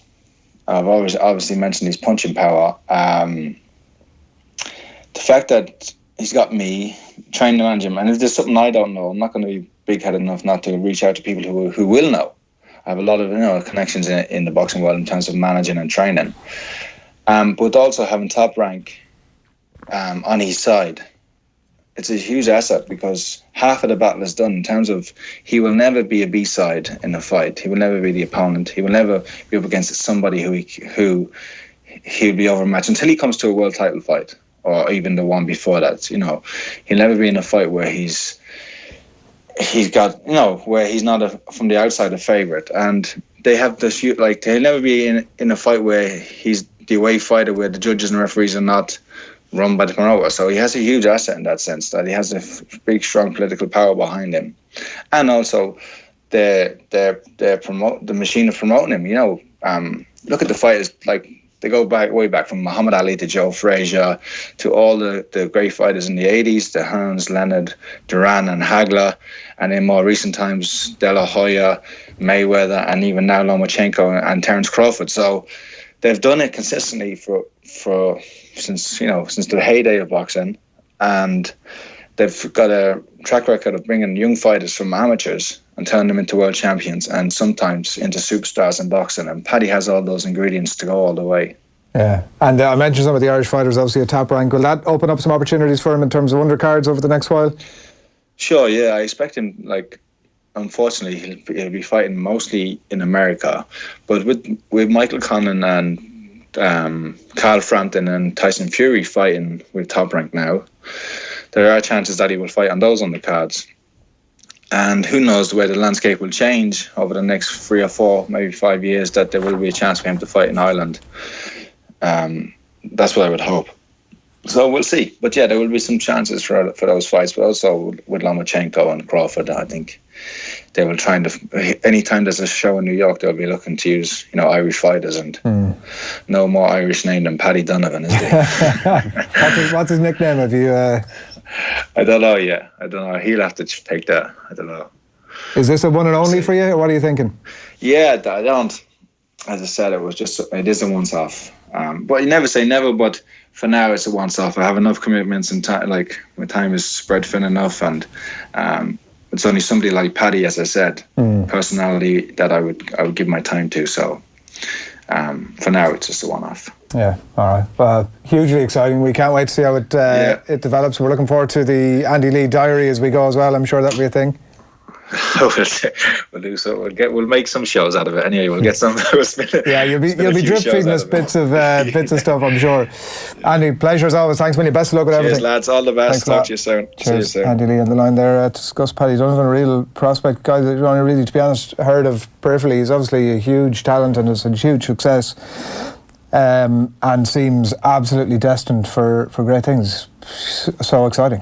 Sounds like it, doesn't it? It's you're kind of buzzed for Andy there as well to actually be involved in that, because clearly the way he thinks about boxing, the way he speaks about boxing, should lend him to be an excellent coach. As he points out there, it's not always the way that great commentator becomes a great coach, but it's certainly a help. I think it's more of a sign than being a great boxer.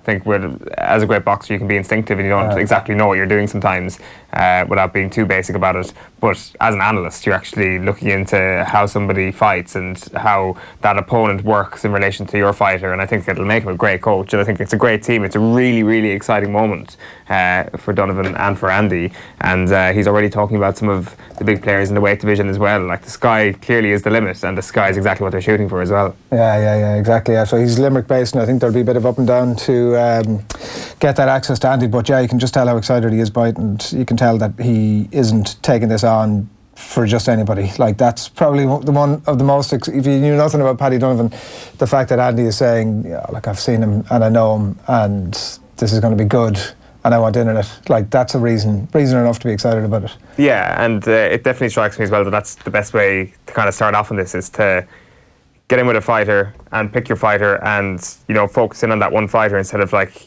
getting a mini stable going or something like that. That is certainly where Andy's talents may be best displayed as well. So can't wait for his first fight. It's an interesting time as well to turn pro. I mean, turning pro the year before any Olympic Games is always... that's something you would definitely need to talk to him about, right? Like the pull of Tokyo 2020 and how amazing that might have been. So there is that, but then there's also, like, there's some stories about Kelly Harrington in some of the papers today about the fact that she might not be able to defend her title because the world governing body is in such an absolute state. Like, so maybe there are elements of that where you kind of go, screw this other. Like, yes, I'd love to go and win the Olympics, and yes, I'd probably have a good chance of doing that, but at the same time, do I want to put myself in the same position that, you know, Irish fighters win at the last games? And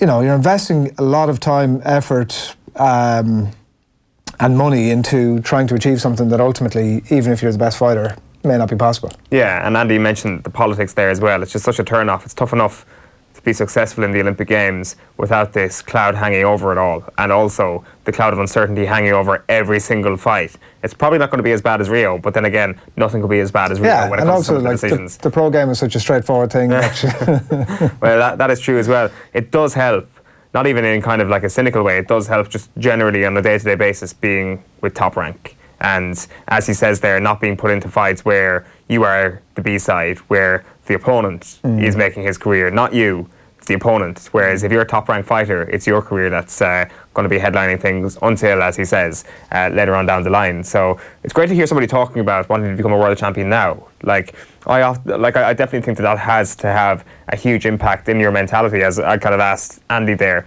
Like, there's a very different thing between getting carried away and saying, I want to become world champion, because this is such a long slog, such huge gaps between fights, particularly at certain times in your career, the higher up you go, that what is the thing that's keeping you going? It's not the next fight. Like, this idea that you can always think about the next game is fine if you're in the Premier League and you got a game in 7 days' time. But when you're a fighter, what's the thing that's saying, oh, it's 7 months until my next fight, it's all about the next fight, that's all I'm thinking about. That's not good enough. That's going to wear off after a while. And that belief that you can become world champion is such an important thing. I don't know if you've seen this number already, but he's 20 years of age. How many amateur fights has he had? Oh, I couldn't put a number. Like, you're talking about elite championships, you're talking about... What do you think? 20? 161. 160, 20, but like... Isn't that... but by the way... That's not fighting for Ireland. That's not fighting for... That's his entire... Like... That, I can kind of see where that's coming from. When I heard that at any number, single level. I was blown away by it. Like, that's a lot of fights, and it's a different dynamic from the pro thing, and like, he'll clearly never cover anywhere near that number of fights for the rest of his career, but that is a lot of fights. Like, it's a lot, isn't it? Especially 20. for somebody his age. Yeah, I certainly thought it would dip below 100. Yeah. Did you see the clip of him? The Showboating clip, Andy, I'm happy to sort of lean on Andy's words there rather than mine, but it's a little clip of him on Twitter, and the opponent's coming on to him, and the man is trying to clearly clip the head off him because he understands that the other guy's, Paddy Donovan's a far better fighter, and Paddy Donovan is just sort of giving it the old Tyson Fury, sort of rolling with the punches type thing, and then just out of nowhere takes his moment, decks your man, good night. That's probably, is it a harbinger of things to come from his career? Hopefully. And interesting to hear Andy talk about the idea as well that he's not going, I'm not going to tell him to be pragmatic. I want him to go in there and knock guys out. Like, that's bloody exciting. I'm sure they're the types of conversations he's been having with Top Rank as well. But it also comes from a guy who knows the game in the United States. Yeah. It comes from somebody who's been screwed over to a certain extent. Not as much as you can be in the amateur game, but somebody who's been screwed over in certain points in his career in the pro game in the United States, as Andy Lee has been, that he knows he's not going to naively walk this guy into situations that he shouldn't be. And the upturn of that is that he's not going to naively say to him, well, you can just be a successful boxer, keep the head down, and you're going to make it in America. That, from even from our perspective here, we understand is not how the United States works, particularly when it comes to boxing. There is a reason why Tyson Fury is already the biggest heavyweight superstar in the United States. It's because of his style, it's because of the instinctive way he boxes, and it's because of he can sing in the ring afterwards. He can sing in the ring, and he's good with a mic in his hand. Certainly a hell of a lot better than Anthony Joshua is, a hell of a lot better than Deontay Wilder is. That is why he is a big deal, as well as the style of talent that he has. It's the way you got to play the game over there. Maybe back here, humility and being down to earth is something that we appreciate a little bit more, but I think you can be down to earth and also knock guys out. I think that's a fair enough balance. Phil Egan is on the way. He's going to tell us what's happening in the world of live sport. That's coming away very shortly. We're going to talk to Rory Gallagher, who's going to preview the novel enough pairing in the Ulster football final. Donegal up against Cavan this weekend. What do Cavan need to do to get the better of that Donegal side? Rory's a guy who's seen some of these sides up close this year, so we'll get his thoughts on that. You can check out all of the stuff that's been on the show this morning, including Éamonn Fitzmaurice looking ahead to the Munster football final, and he talks Dublin and Mayo as well, and a few other bits and pieces there as well. That's up on offtheball.com, and as well Andy's chat be shortly, so you can check out all of that there. But before all of that, Enda McGinley is going to talk to us here about Cavan's tactical approach and how it will need to change when they take on Donegal this weekend. Join Bruce Betting now for a risk-free first bet up to €100. That's right, new Irish accounts can enjoy a risk-free first bet up to €100. So if your first bet loses, we'll refund your stake with a free bet. Now that's giving you more. Bruce Betting. In store, online, and now on your phone. T's and C's apply. Please gamble responsibly. See dunlewy.net. An Ulster final, unfortunately, because of the change in emphasis in Provincial Championship, an Ulster final isn't quite the high pressure, huge match that it might have been back in the 90s, but before the backdoor system came in. I think the main thing that they'll be tapping into is that the past 5 years, these Cavan players have been lauded from their under-21 success. Every time they've put in a good performance, every time they've got promoted to Division 1, everybody says now they're coming of age, now they're really now they're going to stand up and make a go of senior success and translating that under 21 success to senior. And time again they have flattered to deceive and ended up being washed up and written off again. That has happened now from Terry Hyland to Matty McGleenan. It has just happened again. So them players, that process of ongoing being built up only to be written off again is bound to harden them mentally. And I think Mickey Graham has come in this year. To be honest, I had written them off once and for all. I thought, right, well, that team's time has come and gone. They're not going to come through.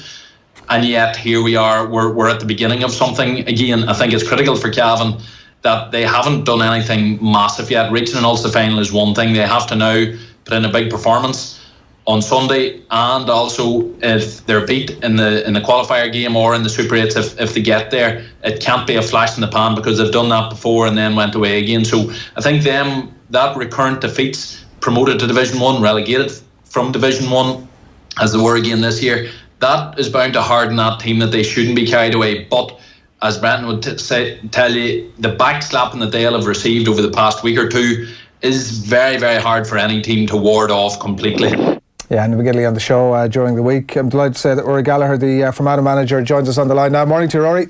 Morning, Adrian. How are you doing? Good, thanks. Thanks, many for taking the call. Enda talks there about the flash in the pan idea of Cavan, but there are indications that isn't what's at play with this particular group of Cavan players. Listen, I suppose I think this Cavan players, it's now or never for them. In a sense, it's time for them to mature.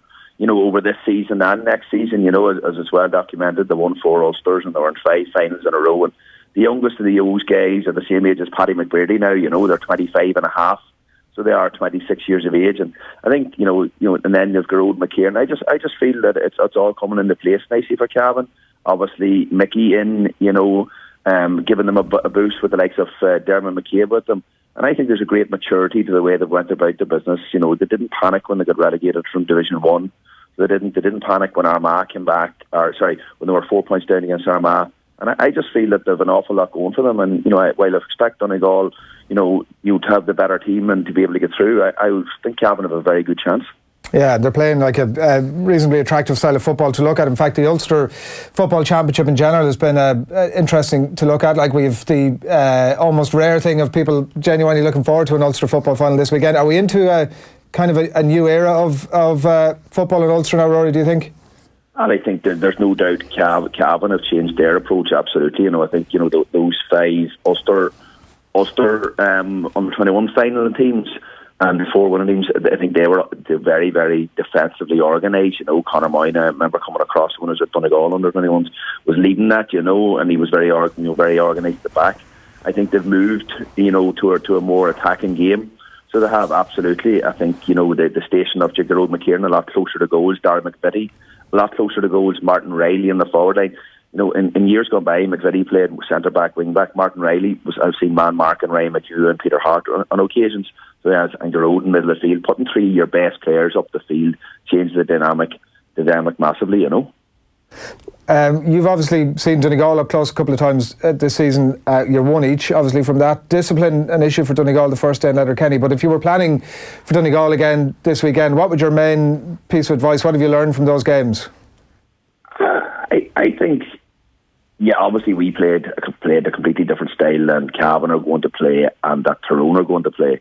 I think Cavan will take massive learning. Sean Patton is a huge addition to Donegal. We would have come away from last year's Ulster final saying we need to squeeze the kickouts better. We need to try to get more possession. Then you watch them over the league. I know they played Kerry in a challenge game, a number of weeks before the championship, and Kerry were blown away with them in the first half in particular. We decided then we just couldn't beat him man to man on it. So we almost accepted if he got a couple short that we would be well set up to control the game and control every defence. And I thought we did that quite well. Whereas you've seen Tyrone going toe-to-toe, man-to-man. And I believe Patton has the ability to go closer to Cluxton than anybody else. Indeed, I was talking to Paul Durkin a number of weeks ago, and Paul was telling me his kicking's as good as ever. But what Patton can do from 2 to 3 yards, his variety, his length, his accuracy, he says is phenomenal. So it is. So if I was Cavan, I would hedge me bets on the kickouts. You can't win every ball. As the stats go, like where I think he won every kick out against us, he won 23 against 24. No matter how much work Cavan put into the training ground, are they really going to win more than 20% of them? I can't see it. So it's important not to lose the game on these other kickouts. The other thing is they have to make a job of Michael Murphy. I don't like saying this as someone that has managed Michael and wants him to do well. But if you don't stop Michael Murphy, I don't think you've any chance of winning the game. He is that important. There's a debate about how good a player, how good he is. His influence is immeasurable.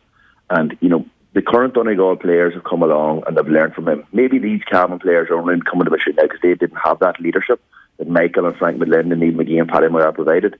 But Michael, obviously, from an attacking force, is the key to it. You have to stop him. You've seen him. It was the best game he's had against Tyrone, and the influence he had was immeasurable. If I was Cavan, I would look to limit Patton on his kickouts. I would look to take on Michael Murphy, and I would start to respect the Owen Barnes and the Jamie Brennans an awful lot more than maybe they did the last day. When you say take care of Michael Murphy and look after him, what specifically do you mean? I mean you have to go man to man. I mean you have to almost ignore everything else, and you have to make sure look, it's easy saying that. You have to have a player good enough to see that through to the bitter end. You have to compete. You can't let Michael Murphy win a ball from a kick out, easily. You've got to try to play him from in front. You might have to put 2 men that side of the play. You've got to make peace that sometimes it's better off the ball going to another wing back than going to Michael Murphy in the middle of the field 60, 70 yards from goal. He's the leader of the team. You've also got to then, when he goes inside, you've got to double up on him. Because the last time Michael Murphy touches the ball, the better chance any team has of winning the game. It sounds like from what you're saying that you are fit in more in the Joe Brawley camp in terms of him saying that he was player of the decade, and Colin O'Rourke obviously saying that maybe he doesn't do it enough in the big games at Croke Park. And as you said, somebody who's managed him. What's your take on it? I'd be in my own camp. Not either one of those two camps, but I understand what Joe was saying. Listen, I've seen him. I can understand what Colin O'Rourke was saying. He has been limited on big days, and I can understand what Joe was. But I can tell you one thing: it's very difficult to play when there's 2 men on you, when you're starved of possession, when you're the whole focus. And maybe when Monaghan and Tyrone have nullified him to an extent, that has been the case. The other thing is, he's played in Ulster finals on one leg as well. That doesn't, Michael's never looking for excuses. He's a warrior. He's went out and done that. But the teams that have limited him like that, have made sure, Sean Pants kicking the ball out, everybody else clears one side of the pitch, Michael's going there, other teams leave a player there, plus the man that's on him. When he goes inside, there's no way against Monaghan over the years. He would have caught a ball away against Tyrone and turned on the 14 and put it over the bar. There would have been 2 men on him all the time. People would have said, the ball didn't win him. That's the reality. That's what teams do. And is there almost an element as well that because he is that high profile a player, like you say, that he gets, double teamed or whatever it might be, triple teamed at times, that obviously teams are wide to him, they're planning for him, that he's almost sacrificing some of himself or some of his own game for the greater good in some respects? Yeah, he absolutely does. People today ask me, how good a player Michael is. He's a phenomenal player, but he's an even greater leader than anybody that hasn't worked with him can ever imagine. Maybe people who watch Donegal, unbelievably closely would see it, but he can read the situation, and it's never a case of him hiding. Absolutely not. He can read the situation, so he can very, very. He makes mistakes like every other player. He misses chances, he misses frees, but it's his ability to read the situation for what's needed. You would say about him playing inside and out. He'll adapt to every situation. The last he probably felt he could pull out. He would have known that Patrick, if he got going, and Jamie Brennan had the ability to meet them. Plus, he knew that they had to win the midfield battle. They had to gain possession around the middle of the field, But no, he's got a remarkable ability. And look, I think Cavan will be switched on to it. I think Cavan will know it. And I think they'll learn massively from Tyrone. And that evens the game out, in my opinion, You obviously had a plan against Donegal in the Euro Ulster Championship clash this year. Donegal, I'm not sure did they break it down, but certainly what they did was they showed off their particular set of talents in the forwards, kicking some unbelievable scores. How hard is that to legislate for? That's difficult to legislate for. So there is, listen, Donegal were the better team against us with more skillful players, who were able to kick more points. But I felt we done a very good job of nullifying them for a huge part of the game. At no stage did they look like cutting us open the way they did. Now, obviously, we were designed to stop that, whereas Tyrone had a different approach, so they did.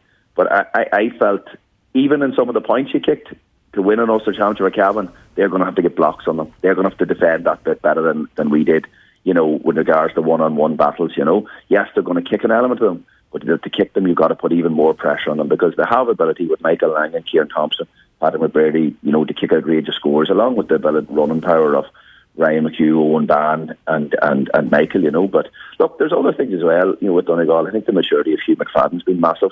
Hugh was in around the squad 2014-15. Fermanagh, he played different games, he played inside. He's matured into a leader now. He knows how to suck midfielders in and get the ball short from Patton. If you watch him coming out from kick-outs, he'll hang around the D so he can get short. That's putting the question to the Cavan fielder, am I going to squeeze in them? He squeezes in them to kick it over his head then to the likes of Michael Murphy, Kieran Thompson or Michael Langan. He's become a really, really smart player. Added in, I have to give credit, I think Stephen McMenamin has developed into a really good man marker. He's 22, 23 years of age now, and I see him going on the road with McKiernan. There's a good maturity about an awful lot of players that fill in around Michael and Patrick and Ryan and these boys, I get the sense from the way you talk there that you have a few regrets about how your encounter with Donegal went. So is there something that perhaps you instigated against them that Cavan could perhaps look into, and if they execute it to a higher level, they might have a greater degree of success? I think if Cavan could marry a mixture of the way we defended and Tyrone's, and learn from that, and, obviously combine... We did cause them trouble attacking. We missed a number of easy chances. We got in behind the Donegal defence quite easily a couple of times. We should have had a goal in the first minute. We had a counter-attack situation of 6v4 we didn't make the most of when the game was maybe 9-7. So we did. We had a shot dropped into the keeper's hands from 21 yards that we should have been going for a goal from. I do think there's vulnerabilities in the Donegal defence. I think most teams analysing them would recognise that if you run hard at them, but in order to do that, you've got to win primary possession. And that was probably a difficulty for us. Well, we done very well in our own kick-outs. We didn't get at them quick enough. And I do believe, Cal McSheahan caused a good bit of problems probably on Neil McGee the last day. If they got McVitie inside and got early ball inside, I think there's potential to cause trouble there. We've seen it, against Meath in the league. You must remember Donegal conceded big scores against Meath in the league final. Cork was it in the sixth game as well in the National League, there is a vulnerability to the Donegal defence if you can get your hands on enough ball.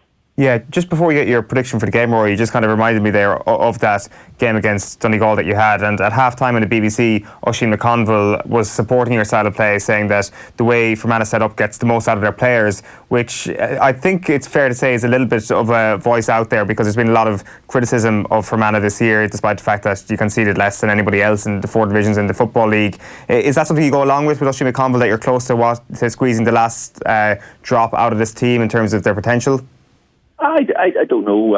If that's the end of Provincial. I came away from both games against Donegal and Monaghan feeling that with Donegal we should have brought it in the last 5 minutes. I will be clear, Donegal with a better team, more all-rounded than they, but we should have brought it in the last 5 minutes with 1 point in it, possibly 2, and getting into injury time was only 3. I think against Monaghan we created enough chance we should have won the game, but have we enough attacking threat at the minute? No. I understand the way we defend with not really pressing the ball high up the field and retreating into his own system doesn't suit everybody, but it worked to a large extent against Donegal, so it did, but we just didn't finish at the far end. But look, some of the mass hysteria, if you get to analyse the actual game, we had enough chances in both games to win the game.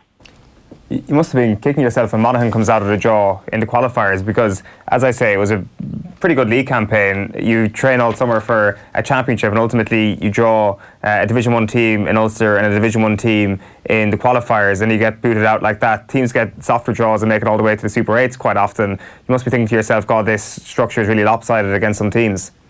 I suppose when I was growing up, Fermanagh played from 1983 to 1989 and they only won 2 championship matches in that period, both against Antrim, and Donegal walloped them both next day. So it's an improvement to get 2 days than to get 1 day. But yeah, it was when Monaghan came out. I don't think they were happy or we were happy, but it is what it is. And when you miss the chance that we did, we missed it. If you look against Monaghan, we missed a penalty, we missed 4 frees in the second half alone. Out of a potential return, we missed a penalty and 3 frees. Out of a potential return of 6, we got none. Get 2, 3 or 4 of that, you win the game. You can only have ourselves to blame. But yeah, it was difficult. We'd love to be lining up to get ready to our man. Unfortunately, I think it was exactly what this Fermanagh team needed at the minute. They're at a good age, they're in their mid-20s. So they are to get another couple of games of experience. So the best is that the league is a great competition and people get very excited at the time, but nobody's training for the league, they're training for the championship, and that would have been great for us to move forward, Sounds like the appetite is still there anyway. Yeah, look, I don't know. Listen, it's enjoyable, and despite losing against Donegal and Monaghan, there's a great sense of satisfaction that we got to 11. A couple of years ago, Monaghan beat the boys with 10 or 11 points. And when a game's over 10 minutes in the second half, it's no fun for anybody. But look, we feel we're improving. We're not where we'd like to be, and we do 100% realise we'd like to evolve. But this is part of the best attacking teams at the minute. Probably they essentially get all of the best goalkeepers and the best kick-out strategy. And that's another thing as well. If you can get more possession, you're going to be attacking an awful lot. I'll not allow you to defend whatever way you want, but the likes of Donegal at the minute, Monaghan with Began, obviously Dublin. You can see, even though he's made high-profile mistakes, Mayo made a clear decision to go for Rob Hanley because I feel he guarantees possession more than David Clark, the style of kicking. I think the involvement of the keeper, and that'll be the big challenge for us. We had a guy come in, only played the last league game and he played the championship. He's done very well, and as well as that can continue to improve. But, all them things feed into your ability to get more scores. From what you've seen over the last 6 weeks, who are the closest to Dublin now, or have you changed your mind since the start of the championship? I went in with a blank canvas and would have felt Dublin are there and everybody else. I still think Kerry have the out and out forwards that they have the potential to get ahead of Dublin no matter what, because Dublin will give you chances the way they play, and after that they could beat it. I think Donegal's performance against Tyrone, I think Tyrone will learn from it and adapt. I wouldn't write Tyrone off whatsoever. I think they'll have a wee bit of reality check and say, look, we can't just go as gung-ho and leave ourselves exposed. I wouldn't write Mayo off. Look, I don't know who's closest, and that's been honest. I don't think we'll really know that until we get into the Super 8s. Yeah, and you are going for Donegal before we let you go? Yeah, I think Donegal will win it, but I'd be very, very apprehensive in the sense that I think Cavan can learn a massive amount from Donegal's game against Tyrone, and I do think Cavan have an awful lot of quality players. These guys, Donegal would have come up against an Ulster under 21 times in 2014. Hugh McFadden, Ryan McHugh, Owen McHugh, Paddy Brady, Conor Moyna, Darren McVitie, Killian Clark. These boys, Cavan boys were beating them at that level. And Cavan won't fear them, and I think Cavan under Mickey Graham and Darren McKay would be very smart and will learn a lot. Yeah, should be a good one. All right, Rory, thanks a million for taking the call.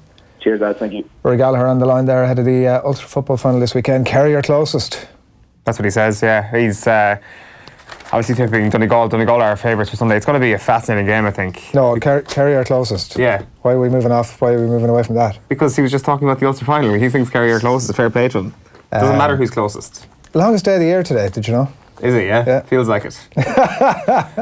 Jesus, shots fired. He's on his toes. Championship comes around. Between Rory Gallagher and Darragh O'Shea, they could do a good seminar on how not to err. That's almost it from us for this morning. Eoin's going to bring us your full-time report a couple of days later on Monday's OTBAM from 7:30, I'm sure. Mm-hmm.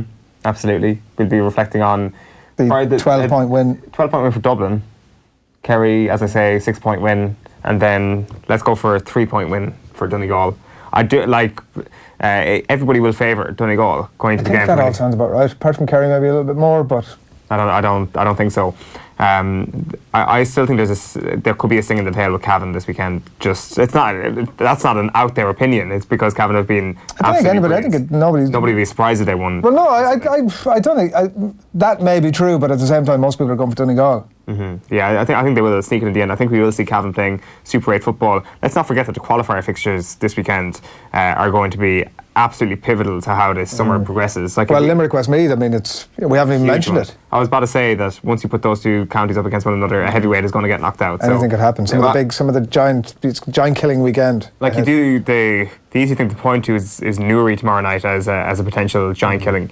You've got to have a few small concerns about Tyrone on the back of the Donegal game, and in terms of how they're really outclassed against Donegal. I think they should have enough to progress though at the weekend. Armagh Monaghan, you'd love to be able to watch that game in full. That's going to be a cracking battle. Where Monaghan are at is something that nobody can really put their finger on. You do kind of hope for the sake of the championship, with all due respect to Armagh, that it is Monaghan that progress, because they have been there and they've negotiated the Super 8s last year, and Tyrone and Mayo do progress as well. They could be the biggest underachieving team of the year, Monaghan, if they get beaten this weekend. We call that in January. Off the Ball live again on News Talk from 7 o'clock this evening. Keep an eye out for the Crappy Quiz, Friday Night Racing, and also highlights of last night's roadshow at the bars down in Cork, obviously ahead of the Munster final this weekend. Nathan and Kieran Donaghy were in the company of some Cork legends, so all of that will be coming your way a little bit later on. But from myself and Eoin on the longest day of the year from OTBAM, enjoy your weekend. Good morning.